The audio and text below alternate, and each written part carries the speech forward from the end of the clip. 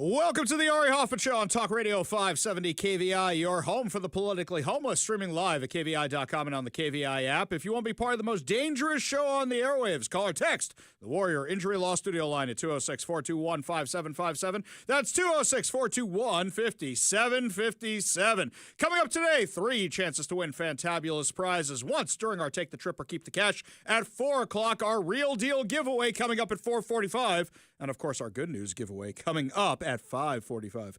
But before we get to any of that, my friends, time for your daily dose of adrenaline. You want me to stick this into my heart? Are you f***ing nuts? According to a new Cascade PBS Elway poll, and they are most definitely not in my little black book of the right-wing poll conspiracy or the right-wing media conspiracy, that's PBS, people. Just to make sure you all know who we're talking about here. Washington voters are not happy with Governor Bob Ferguson. In fact, he has the lowest first 6 months job rating of any governor since Democratic Governor Mike Lowry in 1993. According to the poll, only 32% of voters would rate Ferguson's first 6 months in office as excellent or good, meaning those are the only people who support all this crazy. So is that all the Democrats in the legislature and all the Democratic leaders around here, the ones who pushed for all this craziness? That's 8 points lower than Jay Inslee's first 6 months rating, 11 points lower than Christine Gregoire's, and 20 points lower than Gary Locke's at the same point in their first terms. 22% of respondents said Ferguson was doing a fair job, and 31% said he was doing a poor job. Now, according to this poll, which gets more interesting, this thing is weighted towards the Democrats. Of those surveyed, 43% consider themselves Democratic, 19% Republican, and 38% independent. So, people from all parties were disappointed in Ferguson, but those who were surveyed gave a variety of reasons for their disapproval. Some were angry Ferguson signed off on the new taxes. Others said he focused too much on cutting spending. Some said he wasn't doing enough to stand up to the Trump administration. Others said he focused on the Trump administration too much. Some said he fell too deeply in line with Democrats. Others said he was too moderate.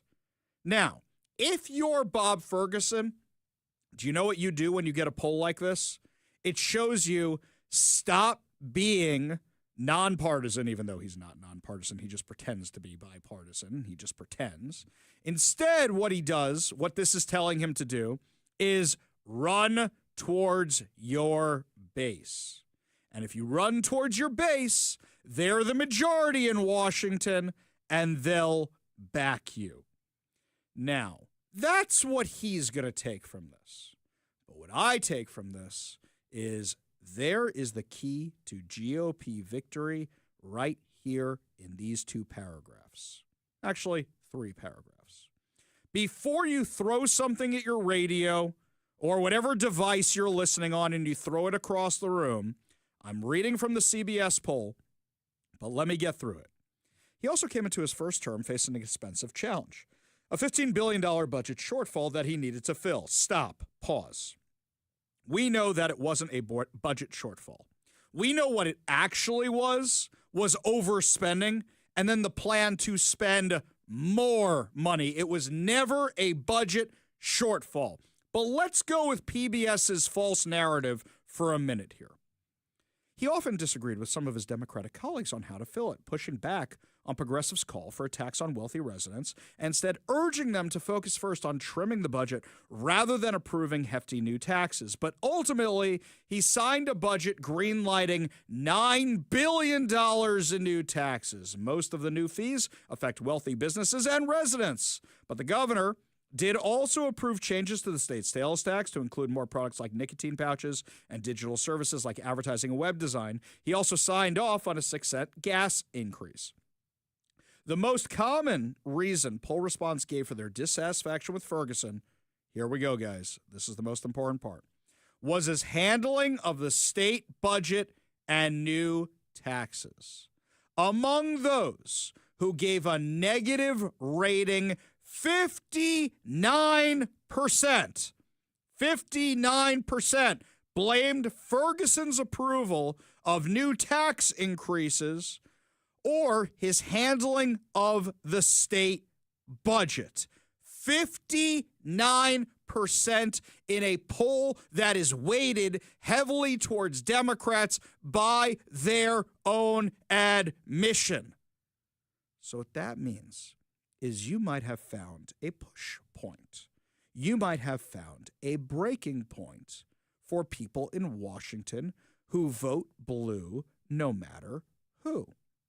Maybe it's the taxes. I thought it was COVID. I thought it was homeless. I thought it was the autonomous zone. I thought. Those were all breaking points. And yet, some reason Washington keeps going like Kevin Bacon in Animal House. Thank you, sir. May I have another? That's every single time. Is taxes what could actually do it? The message here to the Washington State GOP, the message here to every person in the GOP is right here. 59% of those who gave negative ratings blamed Ferguson's approval of new tax increases and his handling of the state budget. So it doesn't matter if you like Trump or you're a never-Trumper. It doesn't matter if you think to yourself, well, this person's not conservative enough, or this issue with regard to this or that, or who knows what you're going to come up with next. Ari Hoffman's not conservative enough for me. All that stupidity. Forget all of that. If you run on the economy, if you run on the taxes, you have a chance of actually winning. Not these purity tests of who's more Republican or who's more conservative or who's more America first. It's the economy, stupid, to quote somebody on the other side of the aisle named James Carville. That's what you run on. And you run it from today until 3.5 years from now when he's up for re-election. Anybody from the GOP locally who is not paying attention to this and not doing exactly that, they have lost already. Now, I know what some of you are going to say. Ari, we can't win if it's not fair around here. We can't win if we don't have fair, in-person voting. Yeah, but guys, here's the thing. This is telling you that you can get Democrats to support you. And we have an initiative out there right now that's all about voter ID. So you got to hit that one hard, and I don't hear a lot of people on our side of the aisle talking about that thing. But do you know what you have going for us? We have the best advertising ever. Do you know what it is? I'm going to give everybody in KVI Nation, I'm going to give everybody in Ari's Army and the Big Mike Militia a job right now. Here's what I want you to do. I want you, every time you go to the gas station, to take a picture of the gas prices and post them. Every single time on all of your social media platforms and say, thanks, Bob Ferguson. Thanks, Washington Democrats. And note that our prices are $1 more than the national average, and they are going to continue to go up. According to Gas Buddy, over the past week, we reached $4.52 per gallon. The national average is $3.10 per gallon. I drove out to Camino Island this weekend. The wife and I went hiking, took the Jeep Rubicon my friends over at Renton Chrysler Dodge Jeep Ram gave us, had a great drive, had a great time, lots of fun doing all the trails out there. And when I came back, I'm looking at the gas prices, and even though the thing's a hybrid, I've been driving it for like a month now, Mike, I think, or something. This is the first time I've had to fill it up. It's crazy. So I said, you know what? I'm going to fill it up out here because why pay the Seattle prices? I managed to find one station out there in Camino Island that was $4.05 a gallon.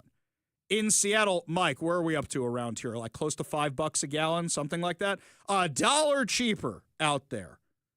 That is the advertising. Every single time you fill up with gas, every single time, I want you to post it. Now, in addition to that, our friend Todd Myers from the Washington Policy Center posted a graphic which is tracking how much taxes have increased since 2000. Would you like to know the state in the U.S. which has the highest tax increases since the year 2000? In the last quarter century, in the last 25 years. Would you like to know what state that is?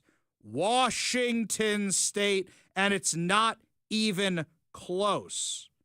So the metric they're using in points, Washington State is up by 7 points with their metric. California is up by 4. All the other closest ones are all under 3.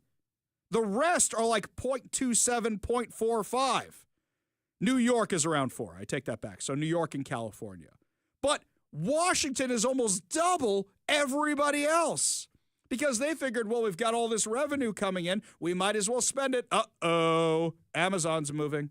Jeff Bezos is moving. All these businesses are moving. What do we do now? If you pitch taxes as your key issue, you have a road to success. If you keep with this Republican infighting of who's more conservative, who's less conservative, who's not conservative enough, you will lose. You will absolutely lose every single time. The GOP needs to unite around this. And the other thing is, you need to make this nonpartisan. You need to say taxes are too high, paid for by concerned citizens for Washington or whatever pack you come up with. Then you get the Democrats. And what you have to do is you have to rate every single candidate and you have to pay for the airtime. You have to create a pack like that and you have to keep pushing it out and see how they feel about taxes. And mention who voted for the higher taxes. Mention who supported Bob Ferguson and the Democrats. Largest tax increase in Washington State history, and you might actually have a chance of winning. By the way, you have something else going for you. Nationally, Democrats have the lowest rating from voters in 35 years, according to a Wall Street Journal poll. The lowest rating in 35 years, which means nationally, you've got that working for you too. Trump is not the factor right now, according to any of this polling. The key is you need an idea to run on. You need to say, we stand for lower taxes. We stand for better affordability. We stand for lower gas prices. That's what you might win. That's how you might win in Washington. What voters hate, they hate when you say, here's who to blame. They want a solution. And a lot of Democrat voters were disenfranchised this weekend because you had Zoran Mamdani. Zoran Mamdani, who they think of as the idea guy. And look, he does have ideas. They're terrible ideas, but he does have ideas. Free this, free that, free the other thing, because nobody has any money. You know what shot a hole in that right away? The guy had a lavish wedding in Uganda that was guarded by gunmen on a secluded compound where they were blocking cell phone signals. So the anti-police, police abolitionist, defund the police candidate has a whole bunch of guards guarding him, spending millions of dollars on this wedding. Oh, so champagne socialists, limousine liberals, that's what we're talking about here? That's exactly what we're talking about here. The reason the lamestream media didn't cover this is they don't want you seeing it. They want to back the Democrat socialists. Guys, this could not be easier. This polling shows you the golden road, for lack of a better term, to how to win elections. Do you agree with me? Do you disagree with me that this is the path forward? And what do you think the problems are? Give us a call or a text at 206-421-5757. That's 206-421-5757. We go to the Warrior Injury Law Studio line, take a call from our friend Bennett, the protester. Bennett, what's going on, man? Bennett the protester, yes. I'm embracing it as much as usual. Well, what's up, man? Well, I thought that there was a major missed opportunity for your favorite needle drop from your favorite movie. Because you were talking about the haircut thing where Sean Scott, where he wasn't aware that you couldn't deduct the haircut costs as a... Hang on, let me back up and explain it to everybody who may have missed it on Friday. So Sean Scott, everybody's favorite socialist from Seattle, got hit with $11,000 in fine for misreporting, underreporting, not reporting on time, the stuff from his campaign, but also using campaign funds for personal items like haircuts. Continue. All right. So you had Sean Scott who's saying he wasn't aware of the rule about the non-use of the campaign finance funds. You had Scott, and he doesn't know. You didn't play the song. You know, this is the problem. This is the oh my God, that's so good, Bennett. This is the problem when Mike isn't here on a Friday. When Mike would have hit that in a second, right? When we don't have Mike, we don't have those connections. Oh, you're 100% right, Bennett. There you go. You can take that. You are 100% correct. You can play that on repeat if you want. Yeah, but I did want to talk to you about you mentioned the Fox 13 piece about the street preacher outside the stadium. So what happened with that? I was actually the person who filmed the video, which is the Fox 13 video shows a screenshot of the one that I posted online right when I did the same thing, and I had the decimal meter on the app, and then the reporter contacted me and said and I told him he didn't like steal my idea. I told him, you go and do the same thing. You can do the same thing with a decibel reader, and you can film it yourself, and they don't have a professional video. But the difference was that when I was out there, the street preacher guy, he was about 1 foot away from the line. And so that was actually hurting people's ears. And that's why I say it's not a free speech issue if you're that close. There's an argument that's even assault if you're close enough that people are actually, in my video, people are actually plugging their ears because he's too close to them. And that's why I'm saying that Bennett, crosses I the line. think you and I are turning over a new leaf here together today. I think this is a very special day because you're about to hear me agree with you again. And in fact, I don't think I saw your video, but if you want to send me your video, I'll share it on social media because I happen to agree with you on this one. Oh, perfect. Let's go 3 for 3. You're talking about busting the street preacher's chops, right? And they say, like, have you found Jesus? You're like, oh, yeah, we found him already. Sorry, blah, blah, blah. Yeah. All right. So you have to, okay, try this with them. Tell them, why do we color eggs for Easter? I don't know this one, but be careful, Bennett. Be careful. I've got people in the audience, okay? Yes, what's the answer? Because Jesus died. Oh, no. Bad, Bennett. We were doing so fine. You were doing so well, Bennett. You're going to tell them that. You're going to tell them that when you see them. Okay. I don't know if I'm going to go that far, but I'll come up with my own variation of it. Bennett, appreciate the call. Appreciate that we agreed on 2 out of 3 items today. Appreciate the call. You want to be part of the show, you give us a call or text at 206-421-5757. That's 206-421-5757. Remember my question. Do you think that economics is the path to actually winning here in Washington? Give us a call or a text at 206-421-5757. That's 206-421-5757. When we come back, my friends, more of your calls, more of your texts. Plus, the Seattle City Council says crime is down. Well, then why isn't crime down in the exact same story? We'll explain when we come back. You're listening to the Ari Hoffman Show on Talk Radio 570 KVI.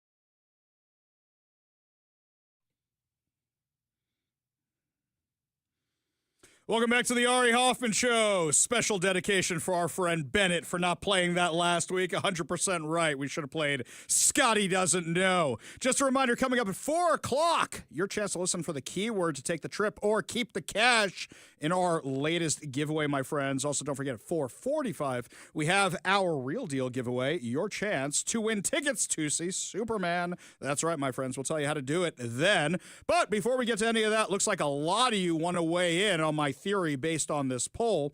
This one here from the 702. Yes, it's about the economy, stupid. You're not calling me stupid, right? You're saying that. You're saying that to everybody. I'm not stupid, right? Yes.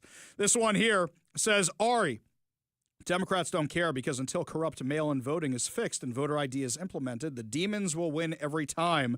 Same for California. That's from Chris in Federal Way. I agree with you, which is why we have that initiative out there right now to get voter ID on the ballot. From Kelly in Seattle, yes, it is economics. Republicans need to do some ads that give actual numbers showing our prices compared to other states. Yeah, but you know what, Kelly? It can't be the Republicans who do it. There need to be PACs who do it, like Concerned Citizens of Washington or something generic sounding like that. So that way they don't go, oh, Republican, bad. That's what they need to do every single time. This one here from the 253. I paid $5.39 gallons for diesel in Olympia yesterday. Yeah, it's crazy. Do you remember, Mike, this was maybe the second year we were on air or something? Our friends over at the Post Millennial, I think it was Katie Daviscourt, ran an article about how this one gas station in Washington was upping their digital readers on the pumps to go past $10 a gallon. And do you remember the lamestream media freaked out? Fake news. It's not going to happen. It was when Joe Biden was raiding the oil reserves. Do you remember that craziness? She took so much flack for that. But, my friends, we're actually on the way there. I explained to somebody in synagogue this weekend, gas prices never going down again because they're tied to inflation. We go to the Warrior Injury Law Studio line, take a call from Tom in Seattle. Tom, what's up? Hey, Ari. Tom, hang on one second here. Tom, hang on one second. I'm going to put you back on here. I'm going to hang up on you right now, but you've got a bad connection. You sound all robot-y or something. You call right back. Mike will put you right back on the air, okay? 206-421-5757. That's 206-421-5757. We go back to the Warrior Injury Law Studio line, take a call from Steve in Seattle. Steve, what's up, man? Yeah. When does in reference to your X post earlier today, when does the federal government, the FBI, Harmeet, Dillon, Cash Patel, when do they get involved and start a RICO investigation against the city of Seattle? All right, let's back up and explain what the X post is. Not everybody follows me on social media. If you don't follow me on social media, you should. That's at the Hofffather over on X, Ari Hoffman Official on Facebook and Instagram. So what Steve in Seattle is talking about is over the weekend, we got 2 new emails regarding the vaccine mandates that Mayor Jenny Durkin was never planning on honoring any of them and instructed city departments to not honor the vaccine mandates. I mean, to not honor the exemptions and the accommodations. So basically, you applied for an exemption for religious reasons or whatever else it was, and they were going to tell you to go pound sand no matter why you applied for it. So that was the diktat from the entire Seattle government. So the question is, and Bob, if you want a RICO case or you want anything like that, RICO is very hard to prove because you need a lot of interstate stuff. And by that, I mean other states being involved. If you are going to prove that it somehow came from the Biden administration and then it worked its way down to all these municipalities, that's what you can do. But locally, and we learned this from the P. Diddy case, the easier way to prove all this is right now we find out how we can get the city employees to win their lawsuits. We find out how we can appeal their lawsuit, the one that was chucked out the other day. We see how we can get the firefighters to win, and we make sure as many people as possible see those emails, which I got a hold of thanks to some of the people involved in these cases, which show that, in fact, one city employee was saying, I'm tired of getting blamed for this. Stop blaming me for this. This is your directive. And another city employee who's basically calling them out for the exact same thing. This was coming from the mayor's office. We know it from her chief of staff or PR person, whoever it was, Adrienne Thompson, who said they weren't going to do this in depositions. This should be the easiest thing to prove. Don't you think, Steve? Absolutely. Now, Now, I think that it's important to understand that the state of Washington insulated themselves when they directed all of the organizations to grant all of the religious exemptions. I'm sure, okay, I can't prove it, but I'm sure that behind the scenes, Bob Ferguson was saying, "Yeah, but don't really do it." Well, that's the thing. Okay, well, hang on a second. That's the thing. And what I recommend you do, Steve, is you file a public disclosure request for all the recommendations that the Attorney General's Office of Washington gave to Seattle during all this regarding the vaccine mandate. All the guidance he gave, because I don't think anybody's actually filed for that, and see what you come up with. Appreciate the call. Appreciate you being part of the show. You want to be part of the show, you give us a call or text at 206-421-5757. That's 206-421-5757. We go back to the Warrior Injury Law studio line. Looks like we got Tom back. Tom, how you doing? I'm doing fine, Ari. I hope that you can hear me better now. Much better. But what's up? The one thing on the Ferguson deal, which you talked about, somewhat I agree with, but one thing I think we always forget. One, it's not an election time for Ferguson, and when it gets closer, I don't know how they do it, but they give them an extra sip of Kool-Aid, and that part come over. I don't know if they do it at their meetings or whatever, and then they fall in line. And that would be Oregon, Washington, and well, Tom, I'm going to tell you how you fix that. It is election season, not for Ferguson, but it's for a lot of other Democrats. And what we want to make sure right now is you get the wins in the Washington State legislature and the other municipalities. That's how you slow them down. In terms of your Kool-Aid, I'm going to give you an explanation I think I have for it. When your team's in the playoffs, you pay attention to your team in the playoffs. And the Democrats think that the Democrats are their team. The problem is they don't think America's their team. They think a party's their team. But I do like the Kool-Aid analogy. Tom, great call. Appreciate you being part of the show. You want to be part of the show, you give us a call or a text at 206-421-5757. That's 206-421-5757. We go back to the Warrior Injury Law studio line. Take a call from Bob in Woodinville. Bob, what's up? Good morning. I'd like to talk to somebody about having a shirt made that says, "Recall the turd, save Washington." Yeah, you just have a plunger going right into the toilet, trying to pull the stuff up. That may be a little graphic for some people. But somebody posted in one of the groups the other day.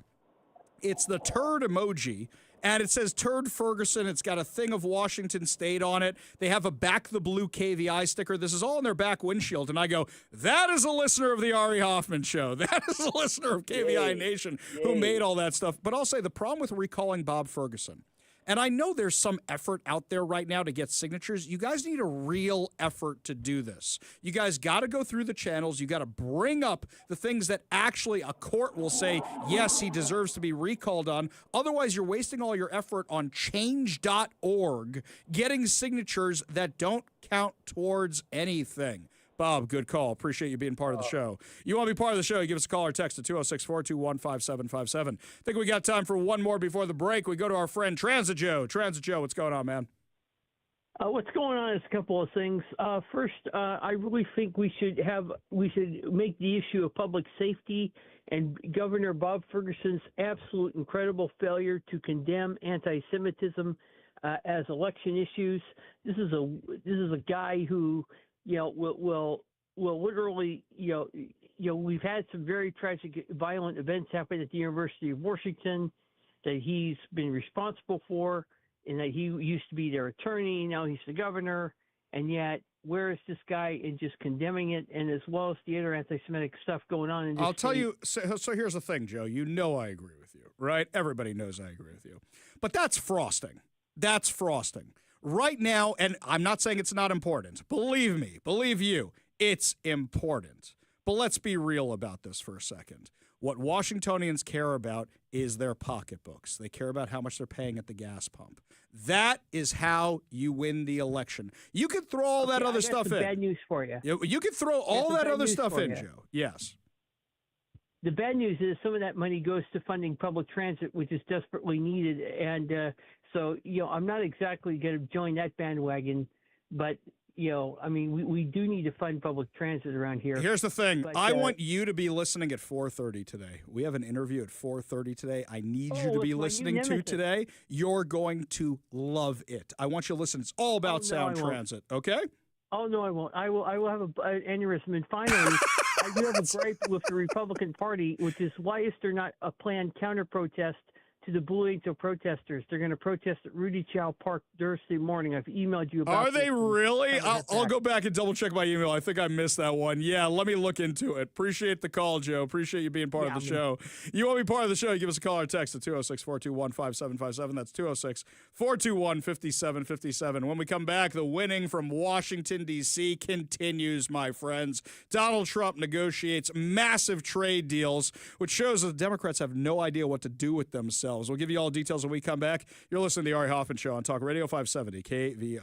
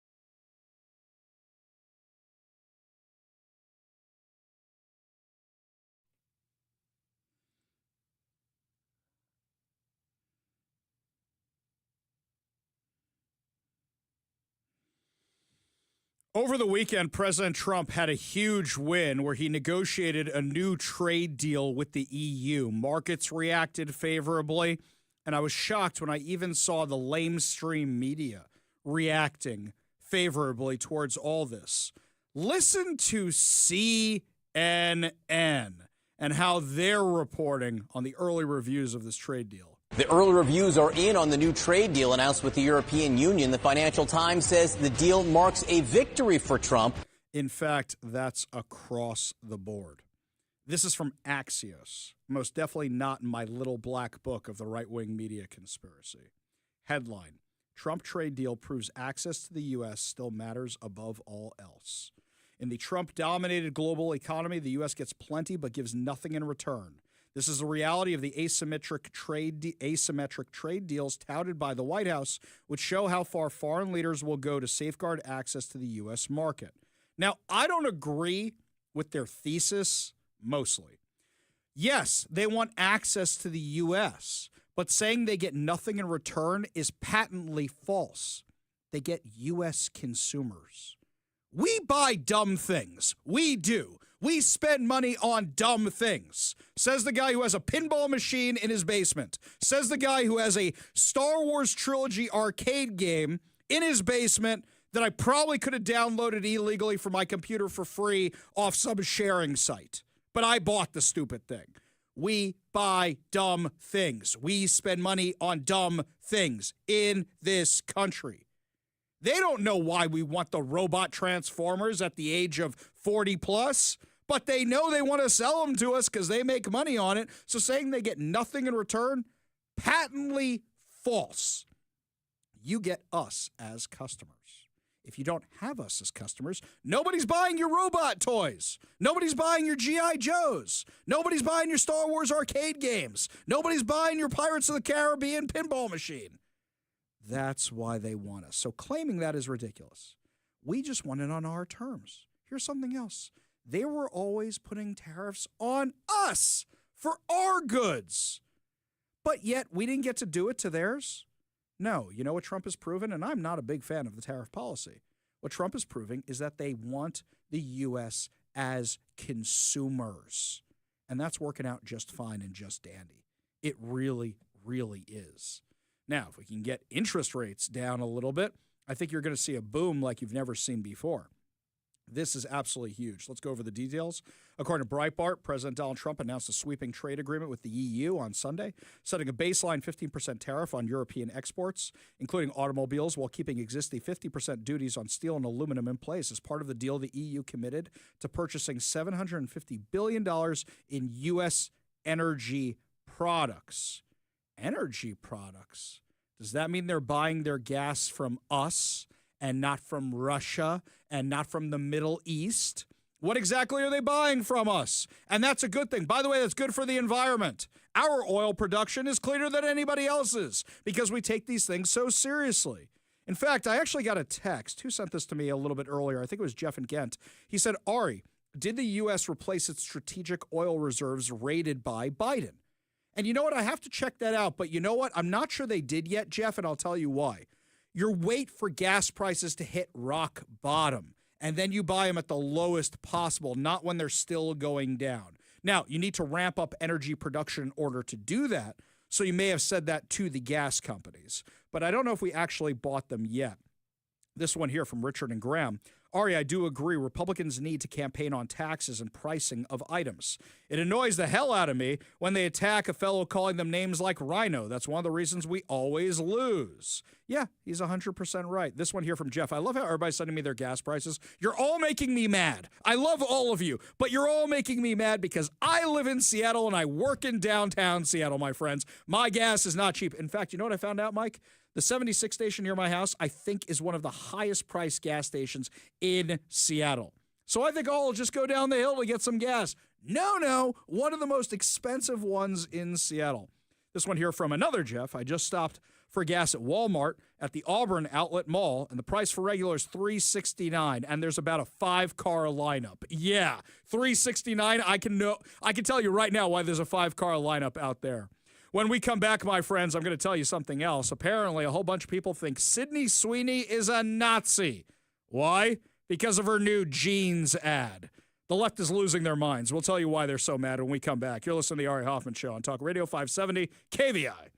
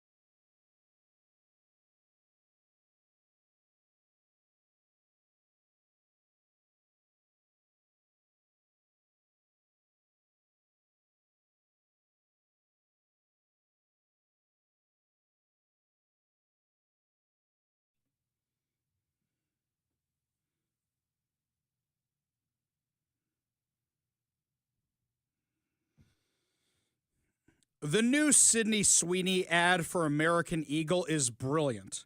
And because it's brilliant, the left wants to ruin it. They want to destroy it. Okay, if you've been living under a rock, here's what the ad is. It's Sydney Sweeney, who's a younger actress and Talented, we'll say. Exactly. Very talented actress. And what's happening is this talented actress is in a pair of very tight jeans and a jean jacket that is not buttoned up all the way, shall we say. And the tagline is, Sydney Sweeney has great jeans. That's the... Oh, you again. You got to stop that. I told you this was going to happen. I returned from suspension, and this is like the first topic that we talk about. Yeah, it's terrific. like the fourth, but sure. Okay. So what happens? Everybody who's normal, excuse me, who's a red-blooded male goes, I didn't know American. I don't even know the name of the company again. Holy cow! American Eagle. American Eagle. I didn't know American Eagle was still in business. I didn't know. I'm glad you don't, brother, because a lot of people do. I don't think I've ever bought a pair of American Eagle jeans in my life. Watch, I'm going to go home and my wife is going to say, "Are you literally wearing them right now?" Right? That's what's going to happen. But so people go, "Okay, great commercial," and it's going all over the interwebs. Their stock price. Oh yeah. Exactly. Their stock price goes up through the roof. I don't know if that's going to last. We'll see how sales actually do.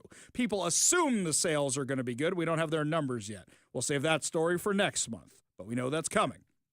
So what happens? The left says it's Nazi terminology. It's eugenics because they're talking about the genes you have and what's a desirable gene and what's a Give me a break. Are you kidding me? Are you kidding me? These are the same people who had no problem with Hamas like 5 minutes ago, modern-day Nazis. And now they're attacking Sydney Sweeney. Now, you know what they're really upset about? It's a little bit of jealousy. The jealousy is Dylan Mulvaney didn't sell beer. And Sydney Sweeney is selling jeans. I think that has to do with it. So you come up with the Nazi thing? What a reach that is. Oh, wait, maybe it's not such a reach. That Henry Ford guy, there's a Ford Mustang in one of these commercials, and he liked them Nazis. Maybe that's what it is. No, seriously, this is crazy. This is absolutely crazy that this is the road they're going down. So on TikTok, you probably haven't seen this on Facebook. You probably haven't seen this on Instagram. But on TikTok, to quote the New York Post, leftist TikTok is in full pitchfork and torch mode after a new ad for American Eagle jeans featuring actress Sydney Sweeney used a play on words with some claiming it's full-on Nazi propaganda. So, she intones in one of the spots, genes are passed down from parents to offspring, often determining traits like hair color, personality, and even eye color. My genes are blue, she says as she blinks her blue eyes. The clip went viral, but then the account later went private following backlash on Sunday. Why are you listening to these people? But really, why are you listening to them? Because this is something that is going to sell a lot of jeans. This is something that's going to be very popular, and this is something that's going to sell a lot of posters if it doesn't sell a lot of jeans. Well, I was going to say, being the opposite of devil's advocate here, it's like, you get somebody like Sydney Sweeney, and they're I hope American Eagle doesn't want to advertise on the Ari Hoffman Show. Apologies if they do, but those are some frumpy-ass jeans. Which the resident Gen Z Yunzak told me, well, that's the style now. And I'm like, well, if that's the style, I want no part of it. Yes, exactly. But for me, who just buys his jeans at Well, I'm glad you don't, brother, because a lot of people do. For me, the guy who buys his jeans at where they're cheap and affordable, this isn't going to be the jeans ad for me, but it's not after you and me, Mike. The style is not after you and me. It's after a very different demographic who's going to go buy these jeans. But I'm very interested in those commercials. Exactly. So the left has to go ruin literally everything. You guys going to go back through history and try to redo all the old commercials for burgers and beer and everything else? This is all they got. All they have is outrage because they have nothing else. They tried to sell everything. They tried to sell Jaguars. How'd that work out for you guys? That didn't work out. They tried to sell Budweiser. That didn't work out. How many other things has the left tried to sell with their leftist insanity? And the average American goes, I'm going to listen to my jeans, and those jeans look good. That's what we're talking about here. Unbelievable. The left is just no fun. They're just a bunch of party poopers. When we come back, my friends, we're a lot of fun because we're going to give you the chance to take the trip or keep the cash in our latest giveaway. Plus, the left claims that, hey, crime is down here in the Seattle area. Well, if crime's down here in the Seattle area, how come gun violence is up? And stabbings are up. Oh, but crime's down, right? We'll give you all details when we come back. You're listening to the Ari Hoffman Show on Talk Radio 570 KVI.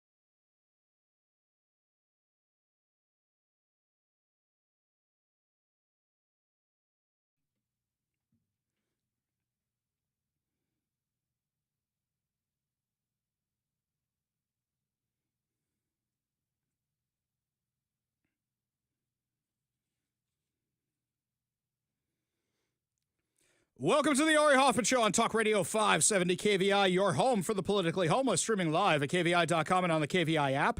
If you want to be part of the most dangerous show on the airwaves, call or text the Warrior Injury Law Studio line at 206-421-5757. That's 206-421-5757. Coming up at 4:45, your chance to win tickets to see the new Superman movie as Mike and I review Happy Gilmore 2. But before we get to any of that, my friends, you work hard. You play hard, you need a giveaway, or perhaps some financial relief. Well, my friends, we've got you covered with KVI's Take the Trip or Keep the Cash. This week, my friends, you can get away on an Alaska cruise, like the one heading out right now. You can go see glaciers, whales, and dinner with a view of the wild, or have your chance at $3,000 of cold, hard cash. Now, when I give you the keyword, you enter the keyword, only the keyword, nothing else. Don't write, this is the keyword for 4 o'clock on the Ari Hoffman Show, which I saw somebody do last week. Just enter the keyword itself. Not your name, not your phone number, not anything else. You text that keyword to the number I give you, and only the number I give you. Do not call us with it. Do not message us with it. Just text the word to the number I give you, and we'll get you in the daily drawing to get a $50 Daniels Broiler gift card. And you could win the trip or keep the cash with KVI. I can't even speak normally today. Today's keyword is actually cash, as in Johnny Cash, as in cash money, cha-ching. It is the word cash, C-A-S-H. Text the word cash to 206-421-5757. That's 206-421-5757. And remember, you have from now until 5 p.m. to enter. Your next chance at winning comes tomorrow at 8 a.m. during the morning ride with Phil and Zach. Remember to check out danielsbroiler.com to reserve a table, place your takeout delivery order, and more. That's the word cash. It's good to have you back, buddy. Text the word cash to 206-421-5757. That's 206-421-5757. Last week, Mike knows I never do this. I never give out the keyword again. I just give it one time. Maybe if it comes up in conversation, I might give you another bite of the apple. Last week, somebody texted me, and they go, Ari, I was watching the Hydros and couldn't hear the show over the Hydros. Could you tell? I'm like, all right, for you, sir, I will give you the word again. But yeah, that's right. That's why you got to be listening at 4 o'clock every day, my friends, because we do it one and done. That's how we roll around here. So make sure you enter the keyword cash, K-A-K. Hey, careful. One more time. Almost messed that up. C-A-S-H. C-A-S-H. That's right. To 206-421-5757. That's 206-421-5757. Gotta be sorting all them dollar bills, y'all. Exactly. We're just handing out the money. Cold hard money. Making it rain. That's with the right. cash. Exactly. Look at that. There's an Alaskan cruise leaving. I think that thing's going to Alaska. Isn't that where they go? I'm pretty sure it's not. Pretty sure. Oh, okay. Fine then. But there's a big boat out there going somewhere. Anywho, let's talk about what's going on around here. So I saw this headline from Como News, and it's not their fault because this was the press release somebody gave them, but at the same time, the headline is something else. Violent crime rates decline in Washington state, but drug and gun offenses rise by 31%. Hang on. If the violent crime rates went down, why are gun crimes up? You know my favorite scene in the movie Moneyball? I take that back. I've got 20 favorite scenes in the movie Moneyball. I love the movie Moneyball. But you know the first scene when they're all, not the first scene when they're talking about the new players to replace Giambi and Isringhausen and everybody that they lost. You remember Brad Pitt sitting there with everybody? And he goes, all right, let's talk about it. And they go, well, he's a good hitter. And Brad Pitt, of course, says the following. What can he hit? Yeah, he's got a beautiful swing, right, Barry? The ball explodes off his bat. He throws the club head at the ball, and when he connects, he drives it. It pops off the bat. You can hear it all over the ballpark. A lot of pop coming off the bat. And it's effort. If he's a good hitter, why doesn't he hit good? If he's a good hitter, why doesn't he hit good? If crime is down, why isn't crime down? That's the question. They say it's down here in Washington. Well, then why isn't it down? We had Mike Solon on the show a couple weeks ago to discuss this very phenomenon. Now, not regarding homicides. It's pretty hard to cover up a homicide. You're going to find a body at some point. But basically, The idea is that minor crimes are not being reported. So if minor crimes aren't being reported, now you get into a point with broken windows.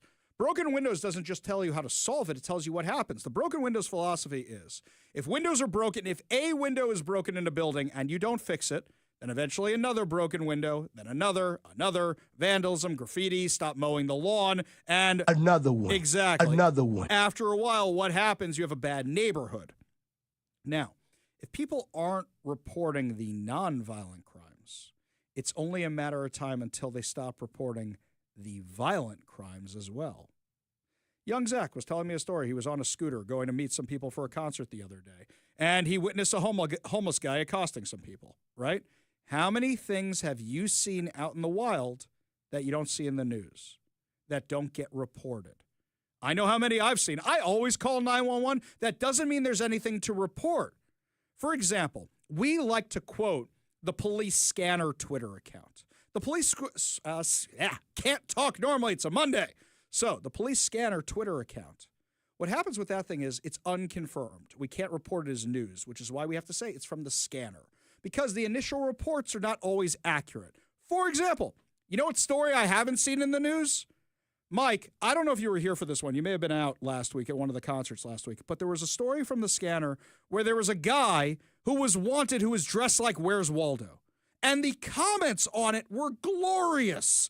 And the description was literally, Where's Waldo? And they're looking for him around the city. You would think that story would have been picked up in a heartbeat. I didn't see it from any news outlets, not one. And that's an insane one. That one would have gone viral. That one would have gone national. Except I didn't see it anywhere. And when you just have the reports, for all you know, it's a guy wearing a red shirt and a white hat. And it's not even, doesn't look anything like Waldo. But at the same time, how many crimes are not getting reported? Let me ask you this. You can call or text us, 206-421-5757. That's 206-421-5757. Have you been the victim of a violent or somewhat violent crime or any crime? Did you bother reporting it or not? Let us know at 206-421-5757. So according to the annual Crime in Washington report, which I have serious skepticism of, the report, which is compiled by the Washington Association of Sheriffs and Police Chiefs and released this month, indicated a decrease in murders, violent crimes, and property crimes. Well, let's be fair for a second here. When you actually prosecute crimes like King County is finally doing, you don't have Pete Holmes anymore. You don't have Dan Satterberg anymore. So now, even though I am not the biggest fan of Lisa Mannion, they are still prosecuting crimes over there. If you're going to do that, automatically things are going to get better. If you have Ann Davidson actually prosecuting crimes, things are going to get better. However, crimes against society, including drug-related and firearms violations, surged by 31% compared to 2023. Show me you have a fundamental misunderstanding of all of this. By the way, the Washington Association of Sheriffs and Police Chiefs, Mike, can you please remind me when we go to the movie tonight to reach out to these guys while we're sitting there waiting for the credits? Because for me, I want to know why this thing is so political. Let me explain. You want to show that firearms violations are up because you want to justify we need to get guns off the streets. You want to say drug-related crime is up, but drug is tied to gangs. Drugs are tied to cartels. Drugs are tied to illegal immigration. All of that are violent crimes. So how can you say violent crime is down, but all these crimes are up? It makes no sense whatsoever. Plus, here's something else I got to look into with these numbers. How many districts, how many areas, how many departments don't report their numbers? Every year when we do the FBI crime stats, I'm pretty sure California doesn't give them a lot of their numbers, and I'm pretty sure New York doesn't give them a lot of their numbers. So you're talking about crime being down, but I'm not seeing it with my own two eyes. This morning, police are investigating a shooting in the Northgate area. Wow, Mike, I'm really happy we're not going up to that movie theater to see the movie today, because I'm going to tell you this could have happened to either one of us. Seattle police say multiple people called 911 to report the shooting around 7:40 a.m. Officers arrived to find a 48-year-old man with a gunshot wound to his head, and he was taken to Harborview Medical Center in critical condition. So, it's right next to the light rail at Bus Bay 4 at the Northgate Station Transit Center in North Seattle, next to the Northgate Mall. Seattle police said officers are searching the area for suspects. Police say 2 men approached the victim from behind. One of the suspects shot the victim in the back of the head, and both ran off. Now, we don't know about the suspect. We don't know about the victim yet. But was this a guy who just parked in the carpool lot and they wanted to carjack him? They wanted to rob him, so they shoot him in the back of the head? I park in that lot when we go to movies. I don't think I'm going to do that anymore. Seattle police said the suspects headed a short distance away to a parked car, then took off in an unknown direction. No suspect or vehicle descriptions are being released at this time. Do you want to catch the guy or not, or do you already know who he is and you don't need the information out there?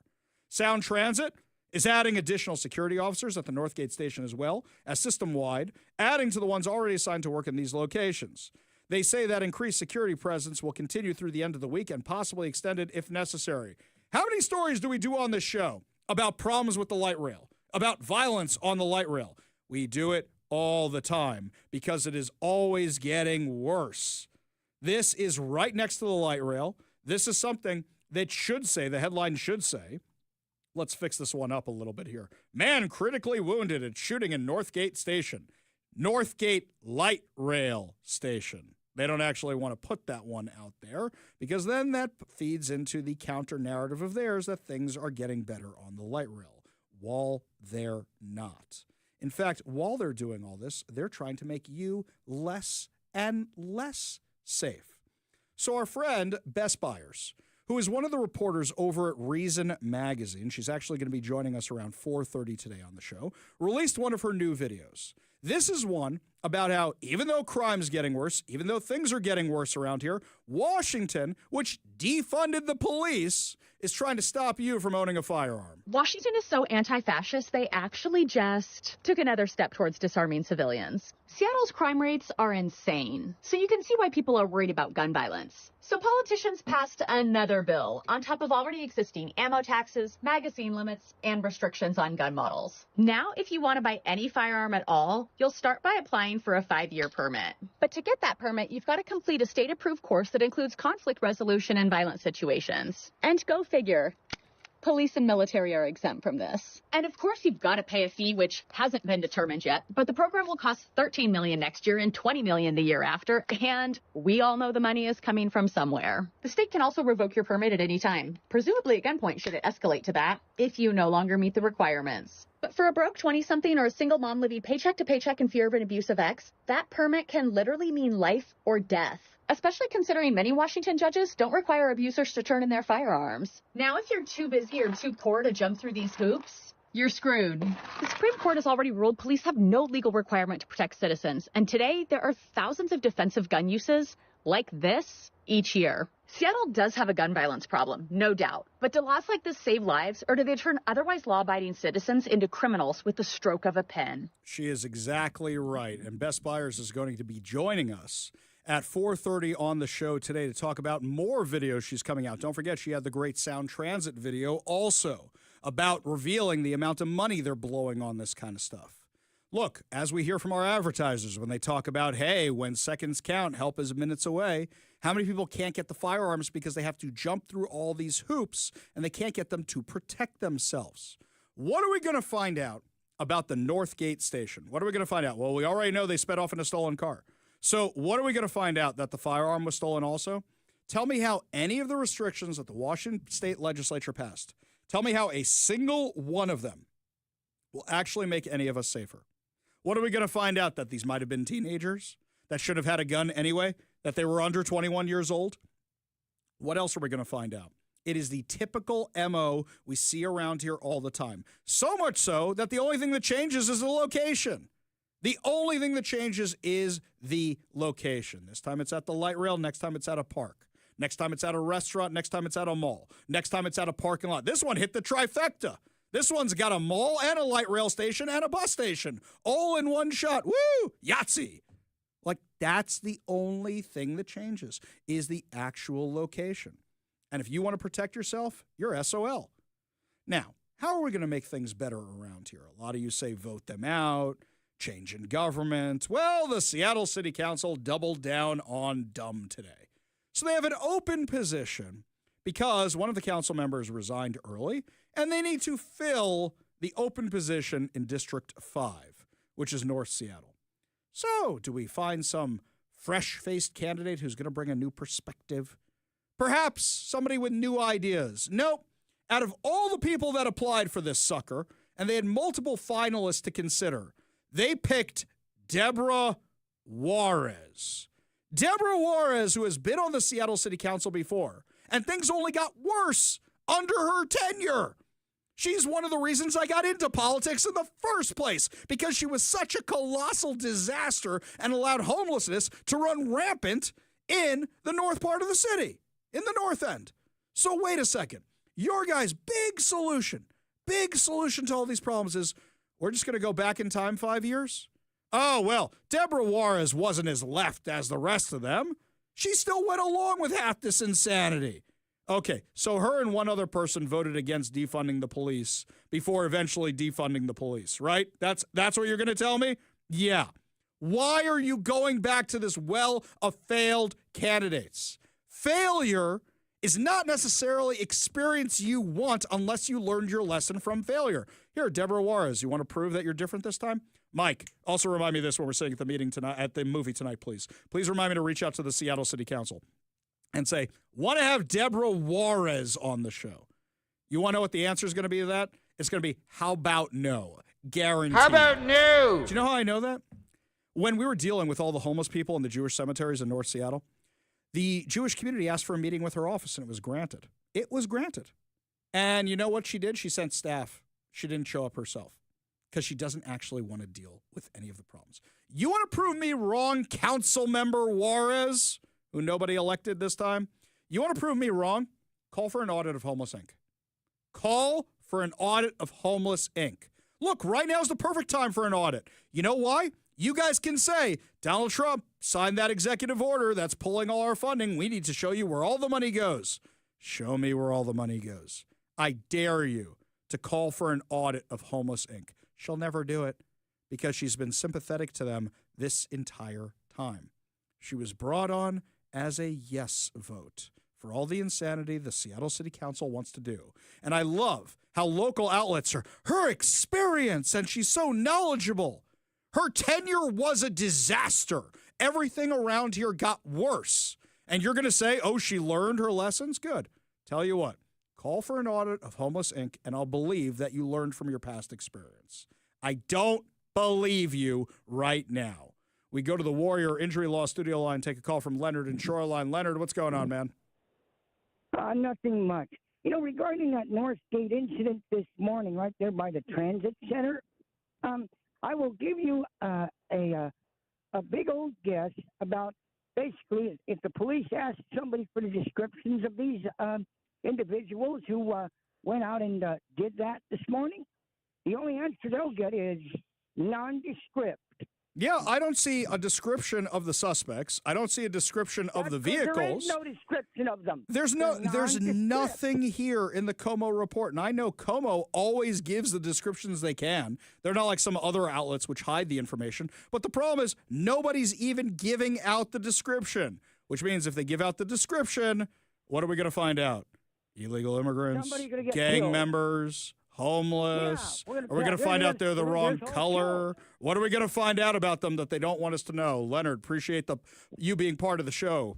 You want to be part of the show, you give us a call or a text at 206-421-5757. That's 206-421-5757. Lots more to discuss as the show continues, my friends. When we come back, Seattle Times publishes fake news right there on the front page, and they did it along with the rest of the media. We'll tell you what's going on when we come back. You're listening to the Ari Hoffman Show on Talk Radio 570 KVI.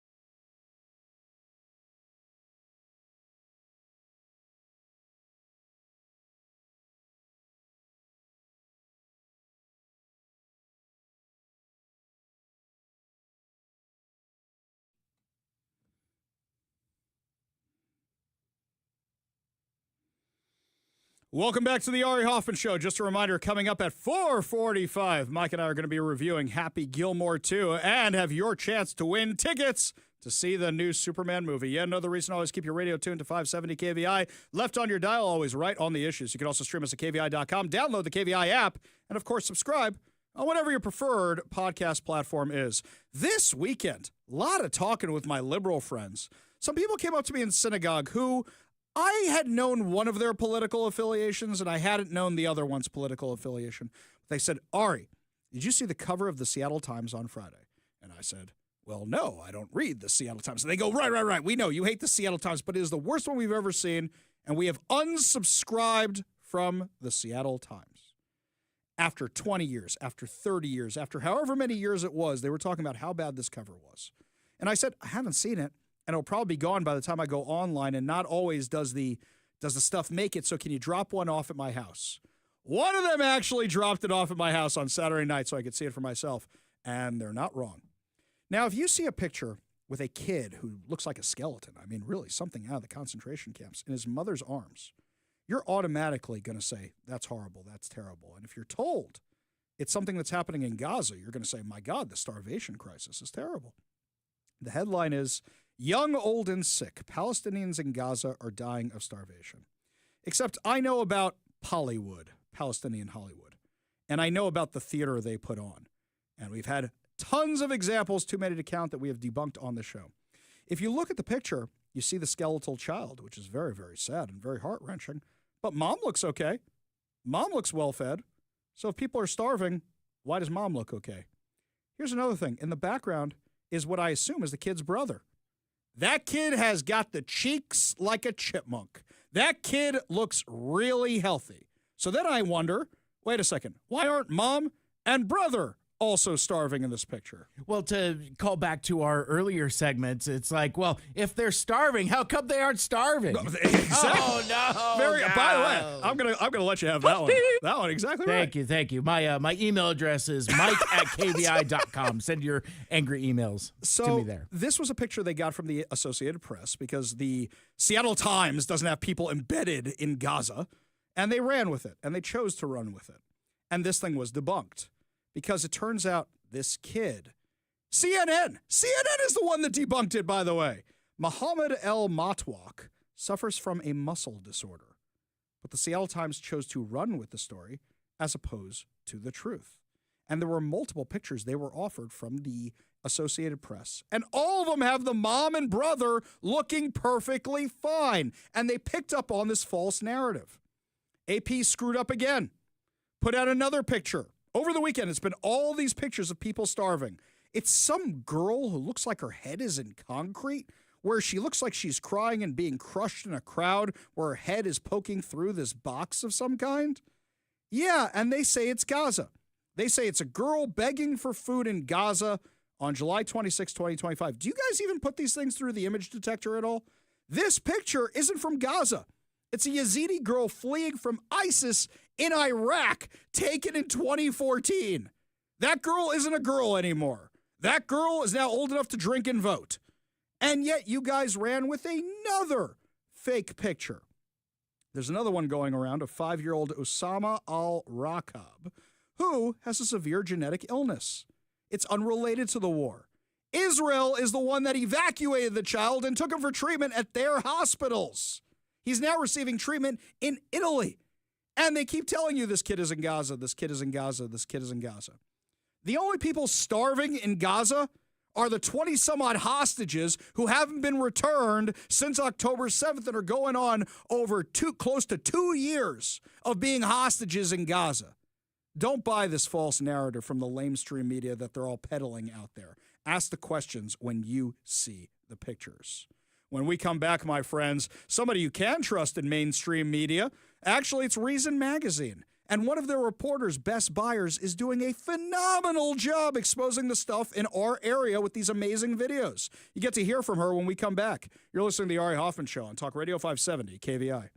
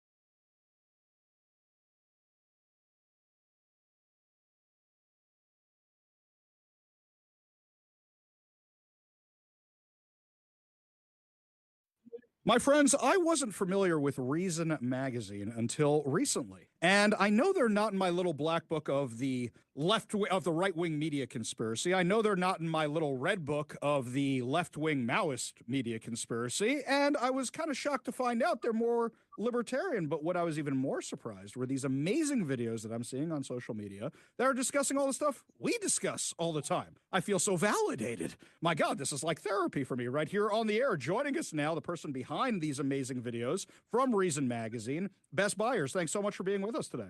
Hi, thanks so much for having me. I'm excited to be here. So let's back up a second and talk about these videos. The first video you did was about Sound Transit. And Sound Transit is probably the biggest grift in the entire U.S. It's an absolute disaster. And you made, what, 2-3 minute video that exposed all their nonsense, but you came at it from an interesting angle. You came at it from an environmental angle, where you said these guys are claiming to be green, and yet look how many trees they cut down. Tell us how they ended up on your radar. Yeah, I mean, I used to live in Washington. I'm a Washington resident, born and raised on the East Side. I lived in Seattle for 5 years, and I love Washington State. It's a beautiful state that has been ruined by far left politics. And I remember when I lived in Seattle, the debate of the tabs and, people passing the $30 tabs and then they revoke them. And it really bothered me. And so maybe a couple months ago, I heard an article about how Sound Transit was, again, over budget and behind schedule on their line from Bellevue to downtown. And I just kind of started doing a little bit of research on it.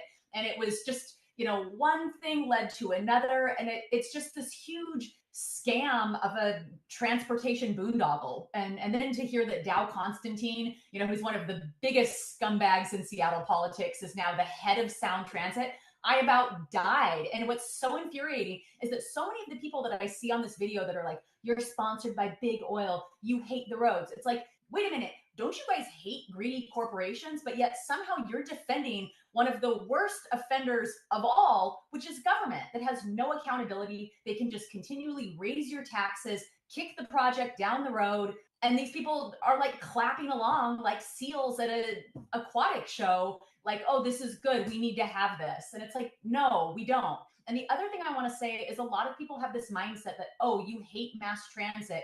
No, I don't hate mass transit. I've lived in countries and cities that have wonderful mass transit. But the problem is when government is managing these projects, there's no accountability. And so that was the thing with my Sound Transit video. I just pulled the thread. And once I started to pull, it just kept unraveling. And the result is the video that I've put out.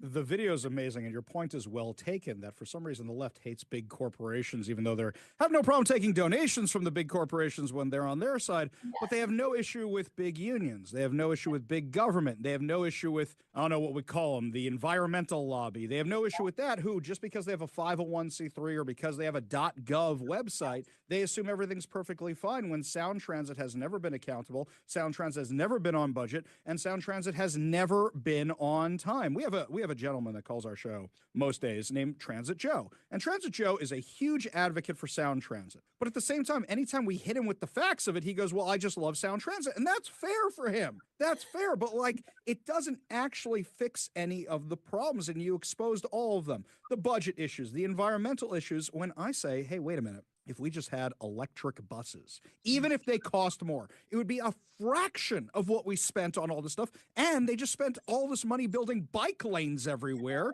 and bus lanes everywhere, which is reducing the amount of cars that can go through. But it's only made things worse. I don't know if you know this. We're talking with Best Buyers from Reason Magazine, who's been producing those amazing videos you've been seeing on my social media and other social media around here, exposing some of the problems with Washington. I don't know if you know this, but before they did the bike lanes in Seattle, I asked them if they had done any review of 911 response time. And when I did a public disclosure request asking for that, they said no records. So either they never did it to find out if this was going to reduce those times with the bike lanes and the bus lanes and everything else, or they destroyed it and they don't have it anymore. It's only one of two things. But you did an amazing job outing everything about Sound Transit. Let's switch gears over to your other video, which is about the Second Amendment. So your Second Amendment one is just phenomenal also. And I'm not even the biggest gun guy. I became the biggest gun guy because people like to do threats on me and stuff. But I'm looking at this video. What inspired that? Well, a couple things inspired it. I'm a big supporter of the Second Amendment. When I lived in Seattle, I was home alone when my house got burglarized on a Sunday morning. A few years after that, I had a stranger pull a gun on me at the gas station. I knew a gentleman in college who actually ended up going on to kill his ex-girlfriend after she broke up with him. I have other women who, have been abused by ex-partners. And gun rights are women's rights. Gun rights are a tool to neutralize a threat. And so when I see the government that wants to essentially make it harder for people to protect themselves, that's concerning to me. What they're doing with this gun law, requiring a permit, a paid permit, and a paid class, who are you harming? You're harming the people that don't have the financial freedom to, go out and take that class. They don't have the job flexibility. You're essentially saying if you want to exercise your Second Amendment right, you have to be wealthy and have a flexible job schedule. And as we've seen repeatedly in Washington state, the criminals don't follow laws. They've been passing ammo taxes, they've been passing magazine limits, they've restricted gun models, and none of these things have had an impact. They've emboldened criminals because they know that they won't be held accountable. And then look at what happens. You get arrested for a crime in King County and they're like, no, okay, we're going to let you out. Just stay at home. Don't commit any more crimes. That's not working. And I know for myself, after, my house was robbed, I lived in Green Lake at the time. And for months after the fact, I felt anxiety every time I heard a little creak. Is that somebody in my house again? And it wasn't until I got my firearm that I at least thought, okay, well, if somebody comes in my house again, I'm going to be able to defend myself. Because when I called Seattle PD, for that burglary, they did arrive in a timely manner. But if that had been an armed robbery and someone was, pulling a gun on me, or my life was really, really in danger, I would have been dead. And so I think about these gun laws that they're passing, and the only people that they empower are criminals and the police state, because now you're turning otherwise law-abiding citizens into criminals because they don't have the government permit. And that's very upsetting to me. And all of the people online, there weren't a lot of them, but the people online that were defending this as, oh, it's a good thing. You wouldn't be okay with a permit and a class to exercise your First Amendment right or any of your other constitutional rights. But there somehow seems to be this misconception that, there's an asterisk on the Second Amendment that says, well, shall not be infringed, but, and no, the founding fathers knew exactly what was coming down the pipeline in a few hundred years, which is why they were so explicit about not infringing on our Second Amendment rights. I'll go one step further in the last few minutes we have with Best Buyers from Reason Magazine, is that when you look at what they're doing with the gun rights and everything else, they told us for years, what do you need a gun for? You have the police. And then they defunded the police. And now they're trying to double down on defunding the police. Now they don't call it defunding the police. They say investing in community-based solutions is what they call it. But that's the new pretty way of saying defunding the police. We know that when seconds count, help is minutes away. I know one of our gun sponsors says that all the time in their ads. Just before we let you go, you've done such amazing work with these videos. They're really phenomenal, and they jumped out at everybody because they're like, somebody agrees with us who can do good videos. This is fantastic. What other things are you working on right now? Yeah, actually, one of the videos that I put out before my Sound Transit one was about the Washington EV scam. That I don't know if you guys have been following that story, but that's on my Instagram, on my social media as well. And that was the millions in funding that Jay Inslee gave out to people to purchase EV vehicles. It's for low-income residents, but a majority of the vehicles that counted in the program were luxury vehicles in the $70,000 to $80,000 range. And so again, it's just crazy how they hate these corporations, but yet they'll give millions to people to then purchase cars, because the number one car purchase was a Tesla Model 3. A couple other stories I'm working on. I don't know if you've heard the gentleman out on Whidbey Island who is now charged with a felony and is facing 2 years in prison because he didn't want to wear a mask as an election observer. I've got that one coming down the pipeline. And then I'm also excited to tell the story about the Olympus Spa in Linwood, which is a women's only nude spa I love to go to as a way to decompress. But apparently in 2006, Washington added gender identity to their anti-discrimination laws. And so now trans-identified males who are pre-op, so they have a penis, are now being able to come into the women's only nude spa. And not only is this insulting because women aren't a costume or an identity, but it's saying that women now aren't allowed to have our own spaces. And the judge that ruled on this, I believe it was the Ninth Circuit Court, and now they're going to be appealing it.